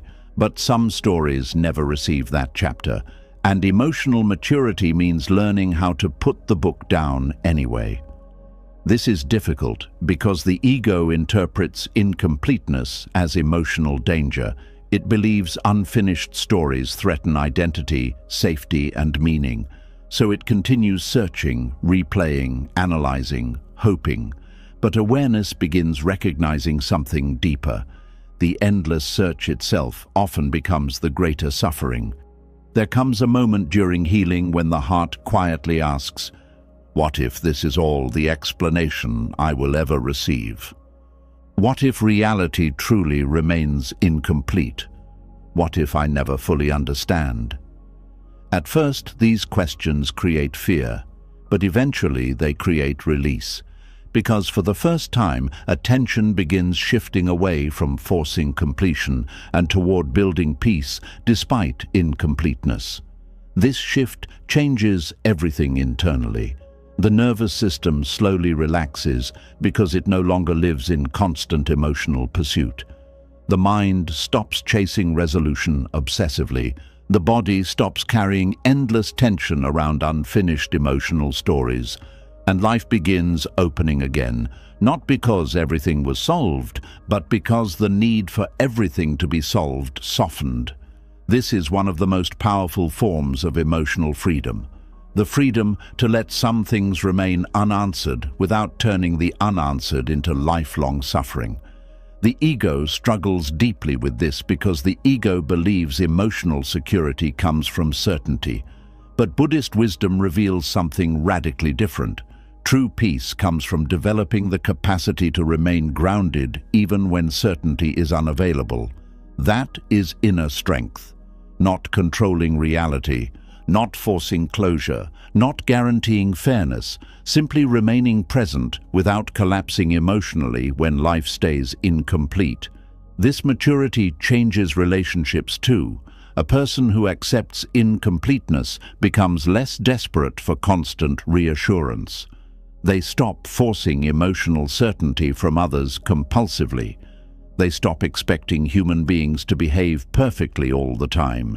They stop building emotional stability entirely around external predictability. Instead, stability begins growing internally. This does not make someone cold or detached. It actually makes love healthier because love no longer depends on controlling outcomes constantly. The heart becomes softer, calmer, less fearful of uncertainty, because awareness understands something important now. Life itself is incomplete. Every human being carries unfinished stories, unspoken words, unanswered questions, unresolved grief, unfulfilled hopes, hidden regrets, emotional contradictions. No one escapes this entirely. The difference is that some people spend their whole lives fighting incompleteness, while others eventually learn how to live beside it peacefully. This is why Buddhist practice constantly returns attention to the present moment. The present moment does not require every story to be finished before it can be experienced fully. Breathing happens now. Awareness happens now. Life continues now. But the mind often abandons the present while chasing emotional completion elsewhere. It says, "Once I understand, then I will rest. Once justice comes, then I will heal. Once they finally explain, then I can move on." And meanwhile, life keeps passing. This realization can feel heartbreaking. A person suddenly notices how much emotional energy was sacrificed chasing completion that never arrived. How many peaceful moments were interrupted by mental arguments with reality. How much life was postponed emotionally. But this realization also creates awakening, because eventually the soul becomes tired of fighting incomplete reality constantly, tired of mentally negotiating with the past, tired of demanding emotional symmetry from life, tired of trying to force every wound into understandable order. And in that exhaustion, surrender begins. Not hopeless surrender, peaceful surrender, the kind that finally says, "Yes, this hurts. Yes, this feels unfinished. Yes, I wish things were different. But I will not spend the rest of my life emotionally chained to what never completed itself." That decision changes suffering profoundly. One hidden freedom in allowing reality to remain incomplete is that identity slowly separates from the pain. The person no longer defines themselves entirely through unresolved stories. The unfinished relationship stops becoming the center of their inner world. The unanswered question stops controlling every emotional state. The past still exists, but it no longer dominates consciousness completely. This creates space internally, space for joy again, space for curiosity, space for rest, space for future connection, space for stillness, and most importantly, space for self-compassion. Because once a person accepts that life itself contains incompleteness naturally, they stop attacking themselves for not being able to solve every painful experience perfectly. This gentleness matters deeply. Many people carry shame about still hurting from unresolved situations. They think they should already have complete peace. But emotional maturity is not the absence of pain. It is the ability to remain open-hearted, even while pain remains partly unresolved. This is rare wisdom, especially in a world obsessed with quick answers, instant closure, and emotionally perfect narratives. Buddhist wisdom offers something more sustainable. It teaches how to remain internally grounded while reality remains uncertain, incomplete, and imperfect. And this grounding becomes stronger over time. At first, incompleteness feels unbearable. Then it feels uncomfortable. Then it feels manageable. Eventually, it simply becomes part of being human. Not every story ends with understanding. Not every wound receives justice. Not every relationship receives proper closure. And still, peace remains possible. This realization changes how the heart experiences reality itself. Instead of demanding perfect completion constantly, awareness becomes more flexible, more compassionate, more patient with uncertainty. The person no longer collapses emotionally every time life refuses to provide satisfying conclusions, because now they understand something deeper. Reality was never required to become emotionally perfect before inner freedom could begin. Inner freedom begins the moment resistance softens enough to let reality exist exactly as it is. This is why acceptance carries such hidden power. Not because acceptance changes the past, but because acceptance ends the endless internal war against what already happened. And once that war quiets, something beautiful slowly returns. Stillness. The kind of stillness that no longer needs every answer before breathing peacefully again. The kind of stillness that allows unfinished stories to exist without becoming emotional prisons. The kind of stillness that understands some things may never fully make sense, and yet life can still be meaningful, gentle, and deeply worth living. That is emotional maturity, not forcing life into perfect understanding, but learning how to remain whole even when parts of life stay incomplete forever. And when a person finally begins to accept that some parts of life may stay incomplete forever, another hidden movement of the mind becomes easier to notice. Even after the story has ended, even after the person is gone, even after the silence has become reality, the mind may still keep talking to them. Not out loud, but inside. In the quiet room of thought, the old conversation continues. This is one of the strangest pains after betrayal. The person may no longer be in your life, but the argument still lives in your head. There is a special kind of exhaustion that comes from mentally speaking to someone who is no longer listening. You may be washing dishes, lying in bed, walking alone, or trying to focus on something ordinary, and suddenly the mind begins again. It creates the perfect sentence, the perfect defense, the perfect accusation, the perfect explanation of how deeply you were hurt. It imagines their face, their response, their guilt, their apology, or their silence. And for a few moments the mind feels powerful because it finally says what it could not say then. But when the imaginary conversation ends, the body still feels heavy. The wound is still there. The past is still unchanged. The other person still has not heard you. And peace still feels far away. This is why imaginary conversations become so painful. They feel like release, but often they become another form of attachment. They give the mind a temporary sense of control while quietly keeping the heart connected to the same wound. After betrayal, the mind creates imaginary conversations because betrayal leaves behind unfinished emotional energy. Something inside feels interrupted. Maybe you were never allowed to explain yourself. Maybe the other person twisted the story. Maybe they left before you could speak.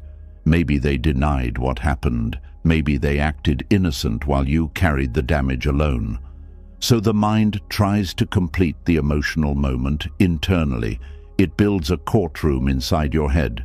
You become the witness, the lawyer, the judge, and the wounded person all at once. You present the evidence. You replay the facts. You say what they did. You explain why it mattered. You imagine the moment they finally understand. And underneath all of this is a deep longing to be seen. The mind is not simply trying to argue. It is trying to restore dignity. It is trying to recover the voice that betrayal stole. It is trying to say, what happened to me mattered. My pain was real. I was not wrong for hurting.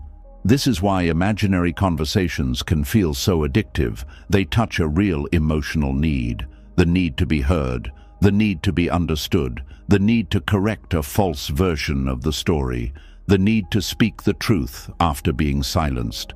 But Buddhist wisdom asks a painful and liberating question. Does this inner argument truly free you, or does it keep you tied to the person through thought? That question changes everything. Because sometimes the mind keeps rehearsing arguments, not because healing is happening, but because the wound is still seeking recognition from the same source that wounded it. The body is asking for safety, the heart is asking for justice, the ego is asking for victory, but awareness begins to see that no imaginary conversation can truly give what only inner release can provide. The person may be absent, but the attachment remains alive through mental speech. This is one of the hidden ways betrayal continues after the relationship ends. The external betrayal may be finished, but the internal relationship continues through thought. Every imagined argument brings the person back into your inner space. Every rehearsed speech gives them another chair in your mind. Every fantasy of being finally understood keeps your peace connected to their imagined reaction. And slowly, the mind becomes a place where the past keeps returning. Not because you are weak, not because you enjoy suffering, but because the nervous system is trying to complete something that felt emotionally unsafe, unfair, or unfinished. Betrayal often creates a deep break in reality. You thought you knew someone, then their actions revealed another side. You trusted a version of the relationship, then reality changed suddenly. The mind struggles to adjust because betrayal does not only hurt the heart, it also damages the sense of what is true. So the brain begins rehearsing. It rehearses what should have been said. It rehearses what should have happened. It rehearses how the other person should have responded. It rehearses the justice that never came. This rehearsal is the mind's attempt to reorganize emotional chaos. But there comes a point where rehearsal stops helping and starts trapping. A person may spend months mentally preparing for a conversation that will never happen. They perfect words they may never speak. They imagine responses they may never receive. They create emotional scenes that briefly satisfy the ego but leave the nervous system restless afterward. And because the relief is temporary, the mind returns again later. This becomes a cycle. The wound feels painful. The mind creates an imaginary conversation. The conversation gives temporary control. The control fades. The wound returns. The mind creates another conversation. This is how inner arguments become emotional loops. Buddhism teaches that the mind is constantly generating thoughts, stories, images, and reactions. Most of these arise automatically from fear, craving, anger, memory, and attachment. Without awareness, a person believes every thought deserves attention. They follow every mental argument as if it is important. They enter every imagined conversation as if it will finally bring peace. But awareness begins to notice something deeper. A thought can appear without needing to be continued.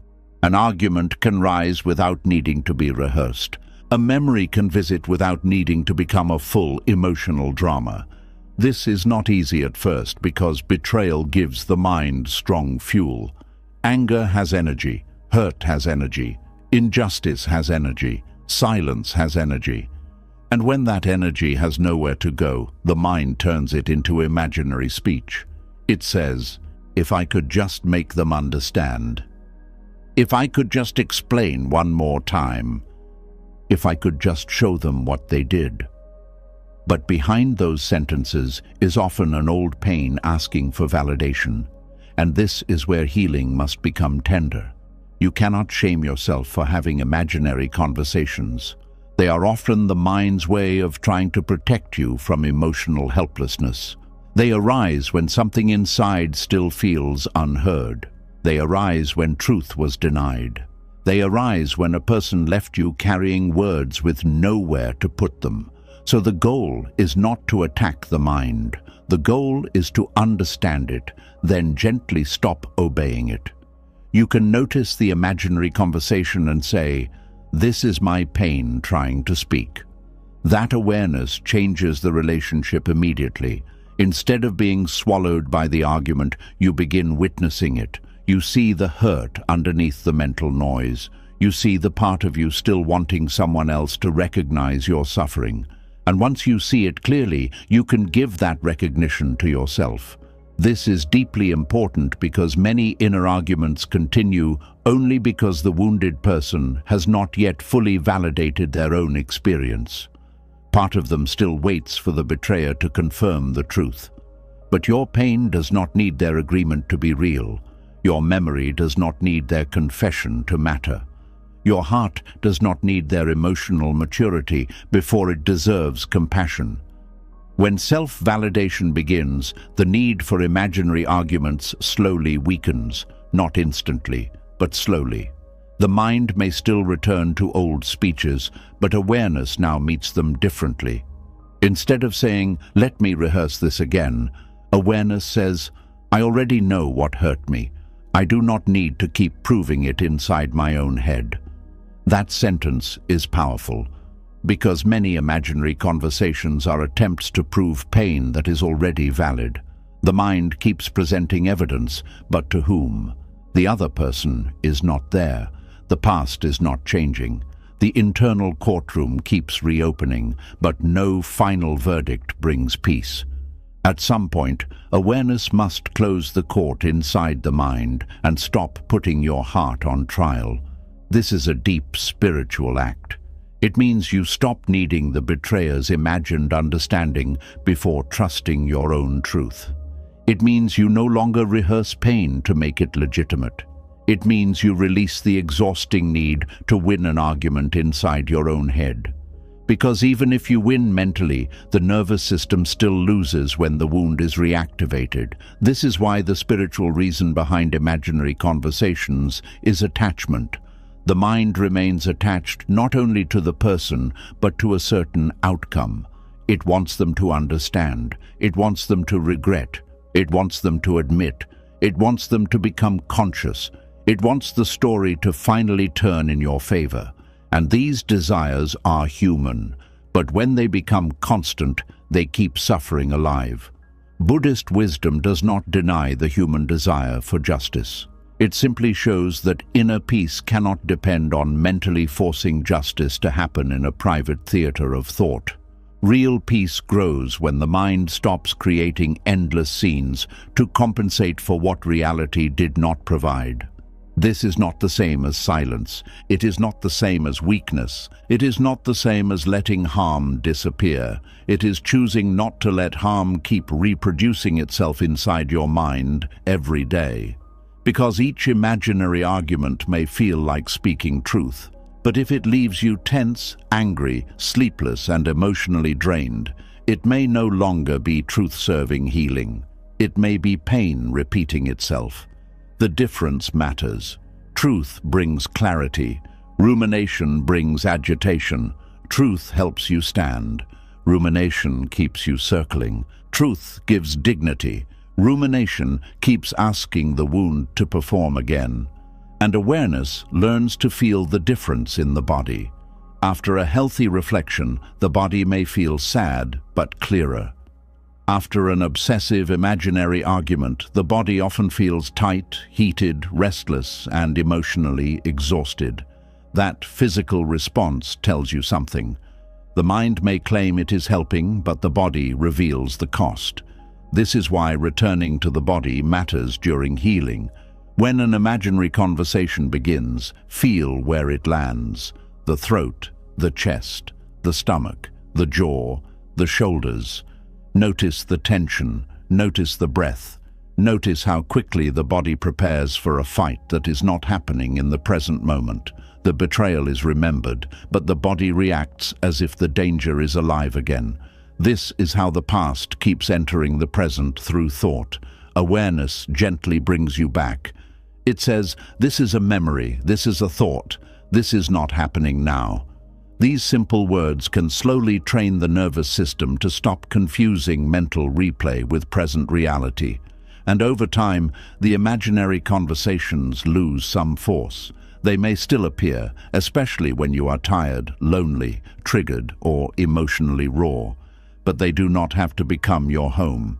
You can let them pass like sounds outside a window, heard but not followed, present but not obeyed. This is a practice, not a one-time decision. The mind that rehearsed arguments for months or years needs gentle repetition to learn a new path. Each time you do not continue the imaginary conversation, you weaken the old pattern. Each time you return to breath, body, and present awareness, you strengthen inner freedom. This is how healing becomes practical.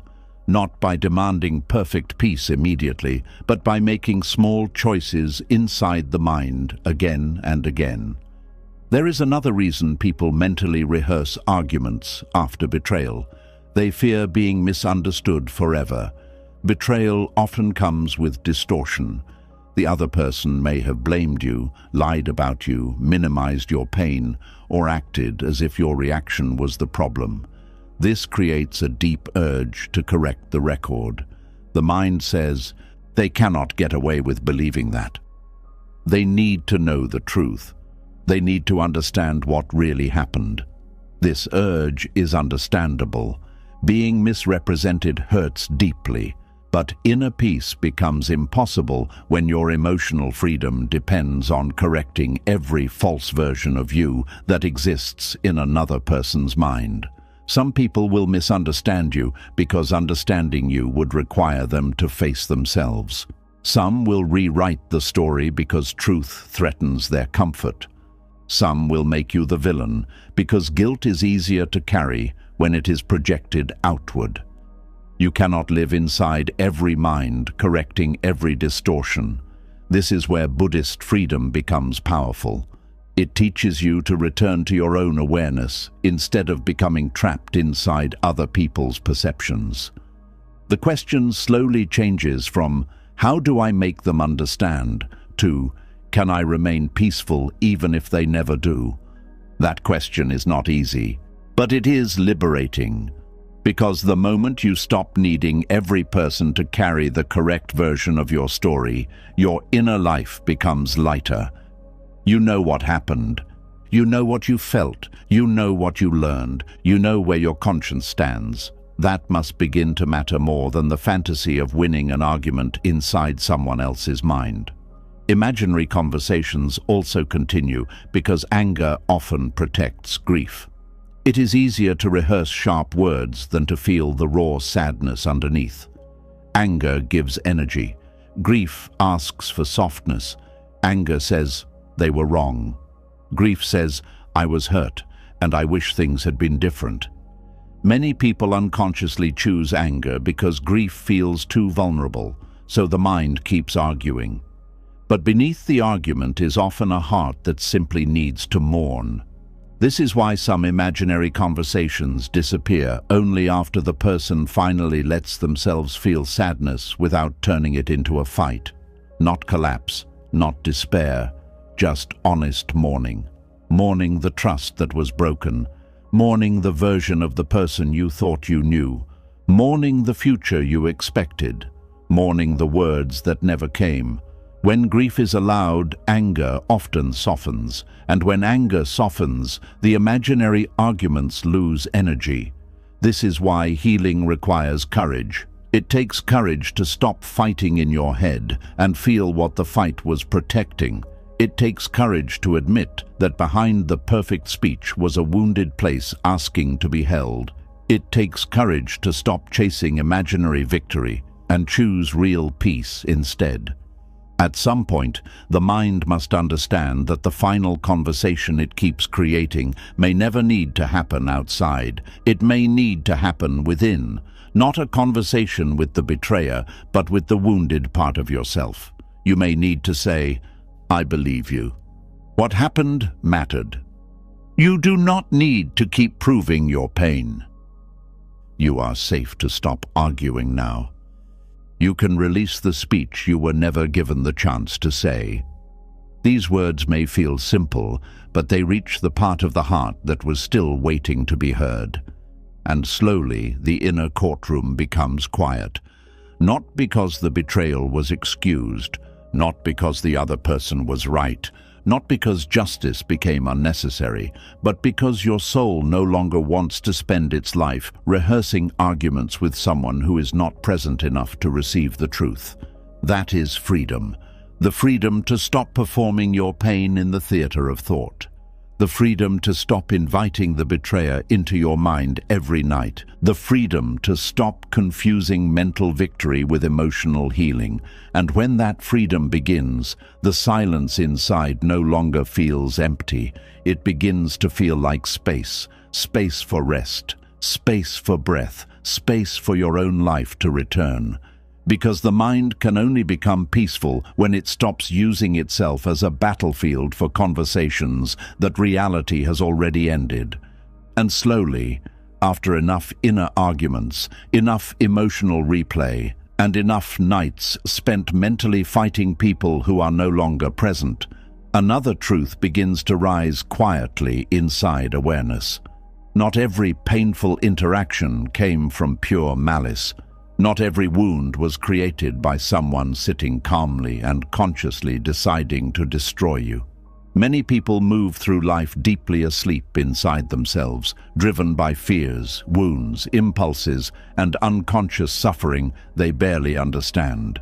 And this is where one of the deepest Buddhist lessons begins to change the way conflict is seen. There is an old Buddhist image, often called the lesson of the empty boat. A man is sitting peacefully in a small boat on a quiet river. Suddenly another boat crashes into him. Anger immediately rises. He prepares to shout, to accuse, to defend himself. But when he looks closely, he realizes the other boat is empty. No one is inside steering it. And suddenly the anger changes. Because when there is no person intentionally attacking him, the mind no longer personalizes the collision in the same way. This lesson holds enormous wisdom about human conflict. Many painful interactions in life are like collisions with empty boats. People hurt others while driven by unconscious suffering, unresolved fear, emotional blindness, insecurity, shame, confusion, loneliness, ego, trauma, or inner chaos they have never learned to face consciously. Their actions still create pain. The collision still hurts. But awareness slowly begins to understand that much of human suffering spreads through unconsciousness rather than deliberate cruelty alone. This realization does not erase boundaries. It does not excuse abuse. It does not deny pain. But it changes the emotional burden the heart carries afterward. Because one of the deepest causes of suffering is personalization. The mind immediately interprets painful interactions as deeply personal attacks against identity. Someone becomes cold, and the mind says, "I am unwanted." Someone lies, and the mind says, "I was not enough." Someone betrays trust, and the mind says, "I was foolish to believe in them." But many people are acting from inner storms that existed long before they met you. This is one of the hardest truths to fully accept. Human beings often carry enormous unconscious suffering internally. Some are deeply afraid of abandonment. Some are terrified of intimacy. Some are consumed by shame. Some are emotionally numb from old pain. Some live in constant insecurity. Some never learned how to regulate emotions. Some mistake control for love. Some fear vulnerability so deeply they destroy closeness the moment it becomes real. And because these wounds remain unconscious, they spill outward into relationships. This is why people often hurt others while believing they are protecting themselves. A person afraid of rejection may reject first. A person terrified of honesty may lie automatically. A person drowning in insecurity may become controlling. A person carrying self-hatred may sabotage love because receiving love feels unsafe. And the painful part is that many people do not fully realize they are doing this while it happens. They are being driven by inner suffering they never stopped to understand. This is the lesson of the empty boat. When someone crashes emotionally into your life, awareness slowly begins asking a different question, not, "Why are they attacking me personally?" but "What unconscious suffering may be steering this behavior?" That shift changes the emotional atmosphere completely. Again, this does not mean harmful behavior becomes acceptable. The boat still hit you. The pain still matters. Boundaries still matter deeply. But awareness stops adding unnecessary emotional poison through personalization. Because personalization multiplies suffering. The ego constantly interprets events through identity. They disrespected me because I am worthless. They abandoned me because I am unlovable. They betrayed me because I was weak. But often people are acting from internal confusion that has little to do with your deepest worth. This realization creates compassion, but not weak compassion. Clear compassion. The kind that understands wounded people often wound others unconsciously. The kind that sees emotional chaos spreading from person to person because so few human beings truly know themselves deeply. There is enormous freedom in realizing not every painful interaction is a carefully targeted judgment against your value. Sometimes you are simply standing in the path of another person's unresolved suffering. This becomes especially important after betrayal because betrayal creates intense personalization. The wounded mind obsesses over what the betrayal says about them. They search for flaws within themselves. They compare themselves endlessly. They wonder what they lacked. But awareness begins seeing a larger picture. Many betrayals grow from fear, emotional immaturity, unresolved wounds, or unconscious behavior patterns that existed long before the relationship began. The betrayer may not even fully understand why they behaved the way they did. This does not erase accountability, but it softens self-destruction, because the wounded person no longer carries the entire emotional burden alone. They stop interpreting another person's unconsciousness as objective truth about themselves. One reason the lesson of the empty boat is so powerful is because it interrupts reactive anger. Most suffering after conflict comes not only from the original event, but from the emotional chain reaction afterward. The mind keeps replaying the offense, building resentment, imagining revenge, rehearsing arguments, and deepening emotional poison internally. But when awareness sees unconscious suffering behind behavior, the emotional reaction begins changing. Anger softens slightly into understanding. Hatred softens slightly into clarity. Personalization softens slightly into compassion. Again, not passive tolerance, not emotional weakness, simply freedom from carrying unnecessary emotional fire inside yourself forever. Many people confuse forgiveness with pretending nothing painful happened. But Buddhist compassion is much deeper than denial. It sees suffering honestly. It sees damage honestly. But it also sees that unconscious people often spread suffering because they themselves are trapped inside suffering. An angry person often carries hidden pain. A controlling person often carries fear. A manipulative person often carries deep insecurity. An emotionally avoidant person often carries unresolved shame. A cruel person often carries emotional numbness or buried wounds. And because they never faced these inner states consciously, they unconsciously pass them outward. This is why suffering spreads so easily between human beings. One wounded person creates another wounded person. One emotionally neglected person creates more emotional neglect. One betrayed person may later struggle to trust. One abandoned person may later abandon others first. Without awareness, suffering keeps reproducing itself endlessly. This is why Buddhism places so much importance on awakening consciousness itself. Awareness interrupts unconscious cycles. Instead of automatically reacting from pain, awareness begins observing pain clearly. And this changes conflict completely. A person insults you. Without awareness, anger immediately explodes. With awareness, something pauses internally. You begin noticing, this reaction may be coming from their suffering. This anger may not actually be about me. This person may be colliding with me emotionally because they themselves are lost. That pause creates enormous freedom, because for the first time, another person's unconsciousness does not automatically become your emotional prison. Most people live reactively. Someone criticizes them and self-worth collapses. Someone withdraws emotionally and panic begins. Someone behaves coldly and the mind immediately personalizes it. But awareness gradually learns how to separate another person's suffering from your identity. This takes practice because the ego naturally wants to defend itself. The ego says, How dare they treat me this way? How could they do this to me? They ruined my peace. And maybe their behavior truly was harmful. But awareness notices something deeper. If another person is deeply unconscious internally, expecting fully conscious behavior from them may create endless suffering.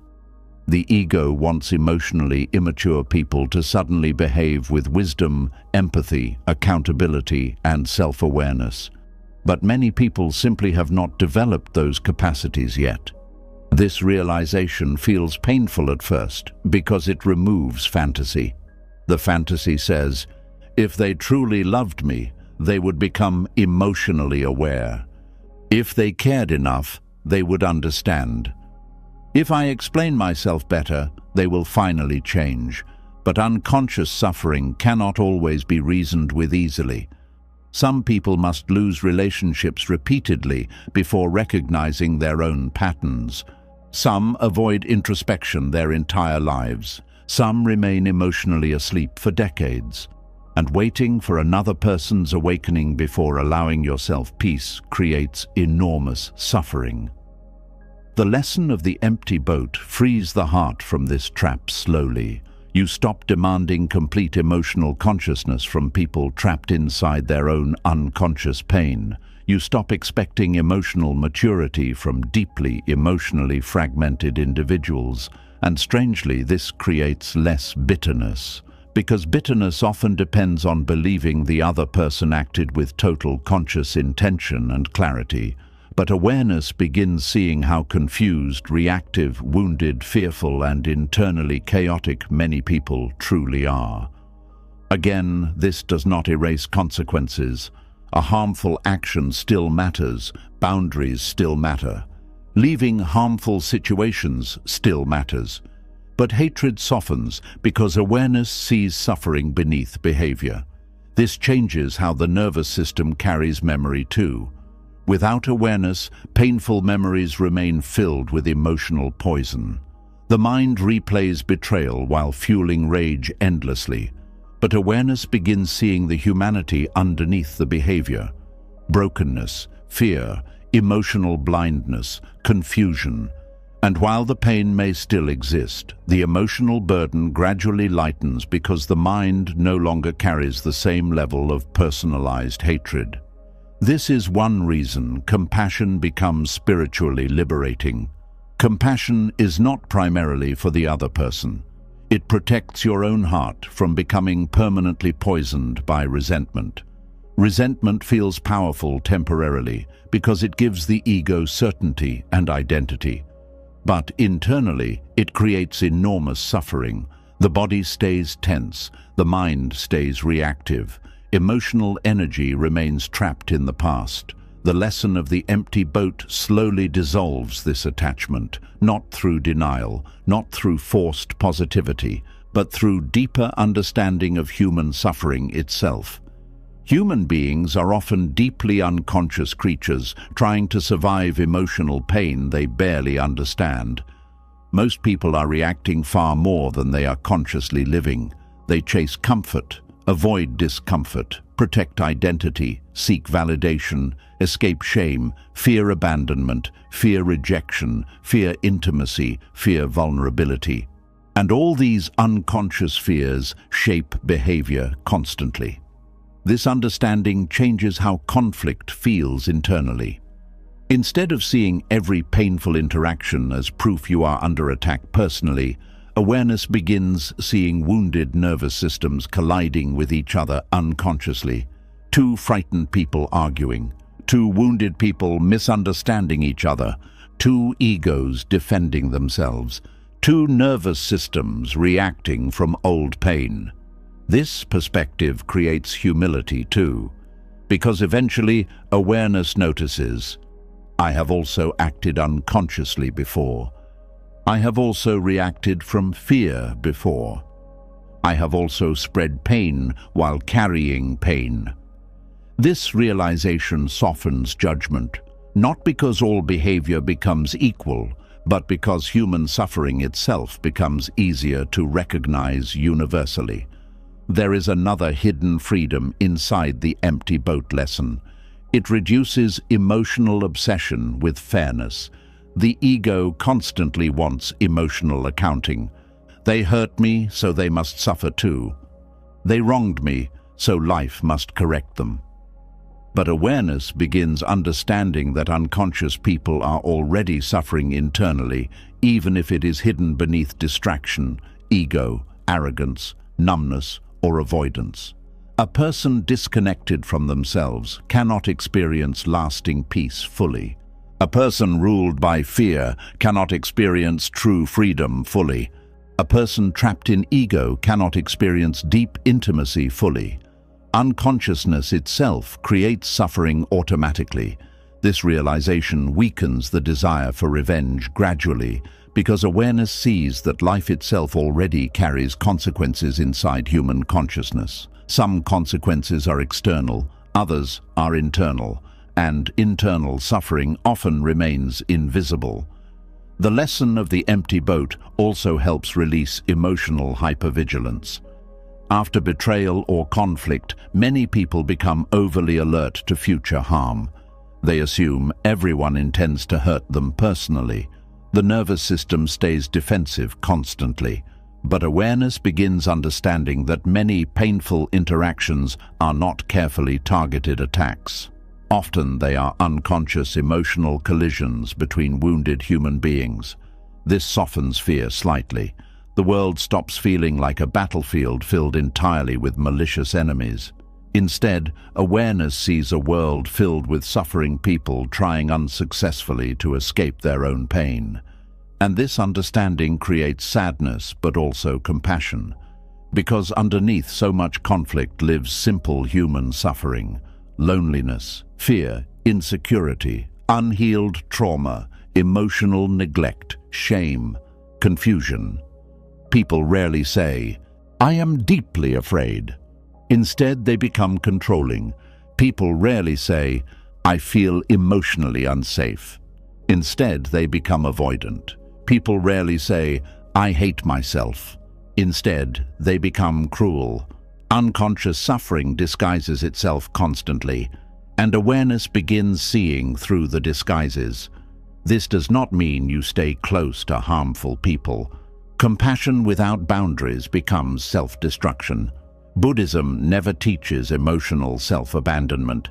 Sometimes the healthiest action is distance. Sometimes compassion means walking away peacefully instead of continuing cycles of suffering. But even distance feels different when hatred no longer dominates the heart completely. You leave with clarity instead of poison. You protect yourself without needing revenge. You understand suffering without becoming trapped inside it. This is emotional maturity, the rare ability to recognize another person's unconscious suffering without turning their behavior into the center of your identity. And slowly, conflict itself begins changing shape internally. You stop carrying every insult forever. You stop personalizing every emotional collision completely. You stop demanding emotionally unconscious people behave with perfect awareness. Instead, you begin seeing the empty boats everywhere. The angry stranger, the emotionally unavailable partner, the manipulative parent, the cold friend, the dishonest person, the reactive co-worker. So many people drifting through life unconsciously, colliding with others while barely understanding themselves. And strangely, this realization softens the heart instead of hardening it. Because now you understand something deeply important. Most people are not fighting you personally as much as they are fighting the unresolved suffering inside themselves. And once you fully see that, your own inner world becomes quieter, not because pain disappears, but because you stop carrying unnecessary emotional warfare inside your heart. That is the freedom hidden inside the lesson of the empty boat. And slowly, after beginning to see how unconscious suffering shapes so much of human conflict, another truth quietly emerges from beneath the pain. Even when someone hurt you unconsciously, abandoned you carelessly, or left your heart carrying unfinished emotions, suffering continues to grow when your peace still depends on them. The moment your healing requires their apology, their honesty, their explanation, or their emotional awakening, your inner world remains tied to their behavior. And this is where emotional dependence hides most deeply. There is a painful kind of waiting that many people never recognize clearly. It is not always visible from the outside. A person may continue working, smiling, speaking normally, and living their life, while internally part of them remains emotionally paused, waiting for a message, waiting for acknowledgement, waiting for accountability, waiting for one final conversation that will finally allow the heart to relax. And because of this waiting, their peace remains in someone else's hands. This is one of the hardest Buddhist lessons to fully accept. As long as your healing requires another person's participation, your inner freedom remains unstable. Your emotional state rises and falls according to their awareness, their choices, their responses, and their level of consciousness. And that creates enormous suffering.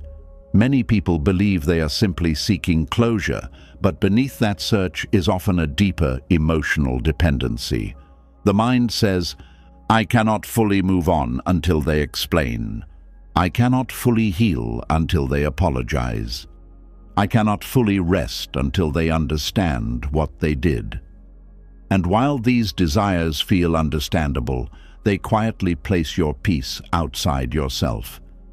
This is why closure becomes emotionally dangerous when it turns into dependence. Because now your nervous system is waiting for another human being to become emotionally available enough to free you from pain. And human beings are unpredictable. Some never become self-aware. Some avoid accountability forever. Some remain trapped inside ego, shame, confusion, or emotional immaturity their entire lives. If your healing depends on their awakening, your suffering may continue indefinitely. This realization feels devastating at first because the heart naturally wants mutual resolution. Human beings long for emotional repair. They want pain to be acknowledged. They want relationships to end with honesty and understanding. They want emotional reality to be shared. But life does not always provide that. And emotional maturity begins the moment you realize peace cannot permanently depend on what another person chooses to do with their consciousness. This changes the entire direction of healing. Instead of endlessly asking, "Will they ever understand?" awareness slowly begins asking, "How much longer do I want my peace controlled by someone else's awareness?" That question is life-changing, because many people unknowingly give enormous emotional authority to those who hurt them. The person may no longer even be present physically, yet internally they still control emotional weather. One memory changes the mood completely. One imagined conversation creates emotional collapse. One unanswered message determines whether peace feels possible that day. This is emotional captivity. The wounded person keeps waiting for emotional permission to finally feel okay again. But Buddhist wisdom gently points toward another path.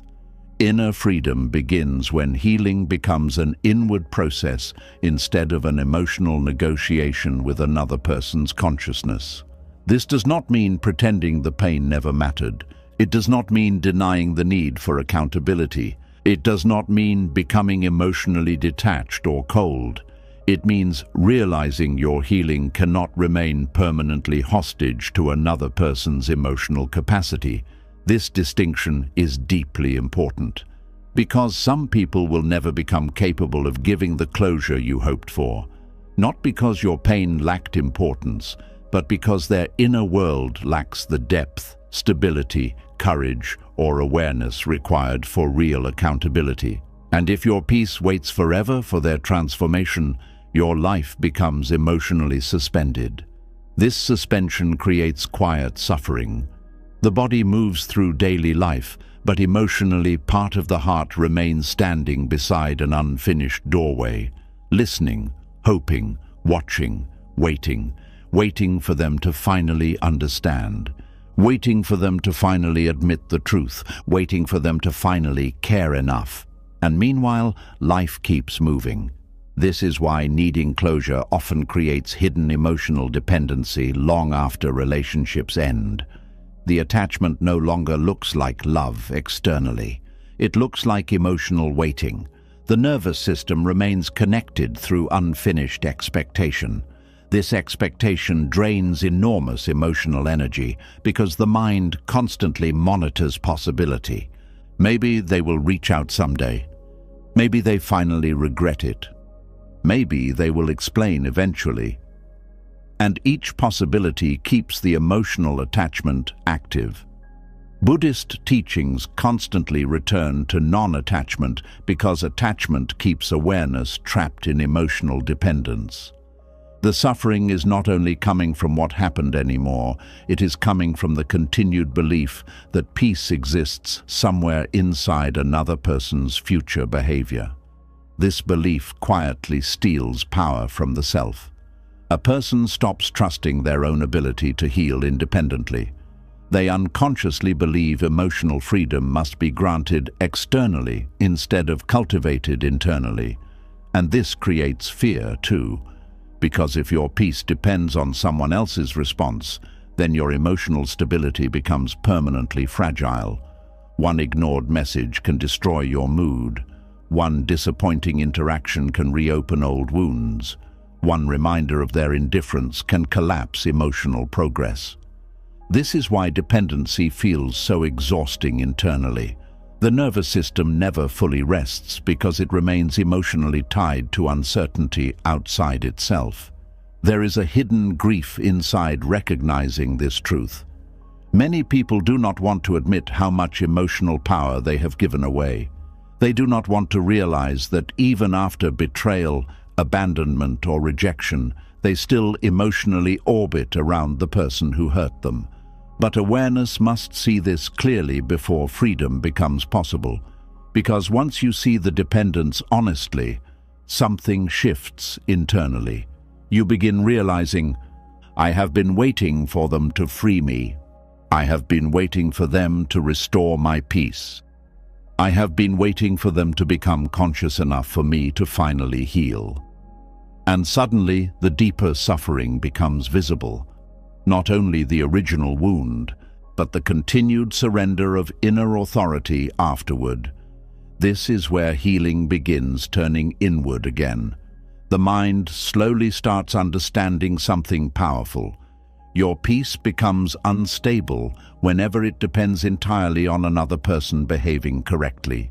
Human beings are too unpredictable, too wounded, too unconscious, too emotionally inconsistent for your entire inner life to rest safely inside their choices. This does not mean isolation. It means emotional sovereignty.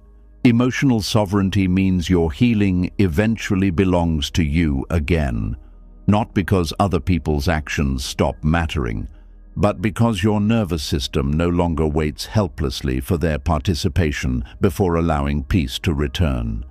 This realization feels almost impossible at first because emotionally wounded people naturally crave external repair. After betrayal, abandonment, manipulation, or emotional neglect, the heart desperately wants acknowledgement. It wants the person who created the pain to help resolve it. And sometimes healthy accountability absolutely helps healing. But awareness eventually recognizes a painful reality. Not every person is emotionally equipped to participate in healing the pain they created. Some are too avoidant, some are too defensive, some are too ashamed, some are too emotionally disconnected from themselves. And waiting endlessly for emotionally unavailable people to suddenly become emotionally conscious creates ongoing suffering. There comes a moment during healing when the heart grows tired. Tired of waiting, tired of hoping, tired of monitoring another person's awareness constantly. Tired of giving emotional control away repeatedly, and this exhaustion can become sacred, because eventually the soul asks, what if I stop waiting? What if my peace no longer depends on them? What if healing begins the moment I stop emotionally chasing participation from someone unwilling or unable to provide it? These questions mark the beginning of liberation. Not dramatic liberation, quiet liberation. The kind that slowly returns emotional energy back to the self. Because every day spent waiting for someone else's awareness is energy pulled away from your own life. Attention stays trapped in the emotional past instead of returning fully to the present. This is why Buddhist practice emphasizes returning awareness inward repeatedly, not in a selfish way, in a freeing way. The breath belongs to you. The present moment belongs to you. Awareness belongs to you. Your inner life belongs to you, and slowly the heart begins reclaiming itself. This process does not happen all at once. Emotional dependency often runs deep because attachment creates psychological habits. The mind is used to emotionally checking the other person constantly, even internally. What are they thinking? Do they regret it? Will they ever understand? Do they miss me? Do they know how badly I was hurt? But awareness gradually notices something important. None of these questions create peace. They create emotional tethering. The nervous system stays psychologically connected to someone else's inner world instead of grounding inside its own healing process. This is why true healing requires releasing the fantasy that another person's awareness is the missing key to your freedom. That fantasy keeps suffering alive. Because the fantasy says, once they finally become conscious, I can rest. Once they finally admit the truth, I can breathe. Once they finally apologize correctly, I can move on. But awareness eventually sees the danger hidden inside this belief. Your peace remains permanently vulnerable whenever it depends on someone else becoming different. And human beings often remain exactly who they are for very long periods of time. This realization creates sadness at first because it removes hope in external rescue. But underneath that sadness lives enormous freedom, because now healing no longer waits. You stop postponing your life emotionally. You stop delaying peace until someone else evolves. You stop sacrificing your nervous system while waiting for emotional permission to heal. Instead, awareness begins building peace directly within the present moment. This changes the body too. The nervous system slowly stops monitoring the other person constantly. The emotional anticipation weakens, the obsessive mental checking softens, the emotional dependency loosens slightly, and with that loosening comes relief. Not because the past disappears, but because the emotional leash begins breaking. Many people do not realize how much emotional energy dependency consumes until they finally release it. Suddenly the mind feels quieter, the body feels lighter. Emotional space begins opening. This space matters deeply because healing requires internal room to breathe. As long as attention remains fixated on another person's awareness, very little energy remains available for genuine self-reconnection. The heart stays externally focused. But once emotional dependency weakens, awareness begins returning home.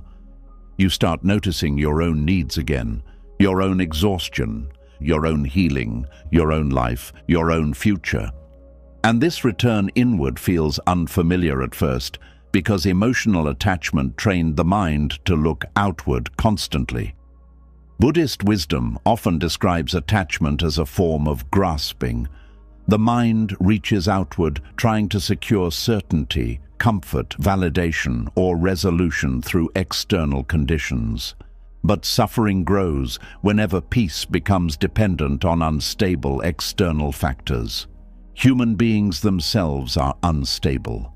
Emotions are unstable. Relationships are unstable. Awareness levels are unstable. This is why inner freedom must eventually develop independently from other people's participation. Not independently from love, not independently from connection, but independently from emotional dependency. This distinction changes relationships entirely. You can still desire accountability without emotionally collapsing if it never comes. You can still value honesty without sacrificing your life waiting for it. You can still feel hurt without handing someone permanent authority over your peace. This is emotional maturity, the rare ability to acknowledge pain fully while refusing to let another person permanently govern your inner world. And once this understanding deepens, the heart begins relaxing differently. The waiting softens, the chasing softens, the obsession softens. Because now awareness understands. My healing cannot depend entirely on someone else's consciousness. My peace cannot remain trapped inside their choices forever. My life cannot stay emotionally paused while waiting for another person to awaken. This realization creates strength, quiet strength, stable strength, inner strength, the kind that no longer begs emotionally unavailable people to participate in your liberation. And strangely, this strength often feels gentler than anger ever did, because anger still keeps the emotional bond alive through resistance. Dependency keeps the emotional bond alive through waiting, but inner freedom slowly releases both, not through force, not through suppression, through awareness, finally understanding that your soul deserves peace, even if another person never becomes capable of giving you the closure you once hoped for. That is where healing truly begins. The moment your inner world stops asking someone else for permission to finally be free. And in the end, the deepest freedom was never hidden inside another person's apology, explanation, or return. It was hidden inside your ability to stop chasing peace through people who were never capable of giving it consistently. Throughout these lessons, you saw how the mind replays old conversations, how emotional wounds reopen through attachment, how ghosting and betrayal create confusion, and how unconscious suffering shapes so much of human behavior. But you also discovered something deeper. Healing begins the moment you stop waiting for emotionally unavailable people to complete your inner world. Some people will never explain themselves clearly because they do not even understand themselves clearly. Some stories will never end with justice, honesty, or perfect closure, and yet your life still deserves peace. Your heart still deserves rest. Your soul still deserves freedom from endless emotional waiting. Real inner freedom begins when you no longer need another person's awareness before allowing yourself to heal. It begins when you stop reopening old wounds, searching for answers that cannot give you the peace you are already capable of building within yourself. And slowly, as attachment softens, something beautiful returns. Stillness, clarity, breathing room inside the heart again. If this message reached a part of you that has been silently carrying unfinished pain, leave a comment below with the words, "I release what no longer gives me peace." Sometimes one sentence becomes the beginning of emotional freedom for someone else reading too. And if you want more teachings that help you heal quietly, think deeply, and sleep with a lighter heart, subscribe to the channel and continue this journey with us.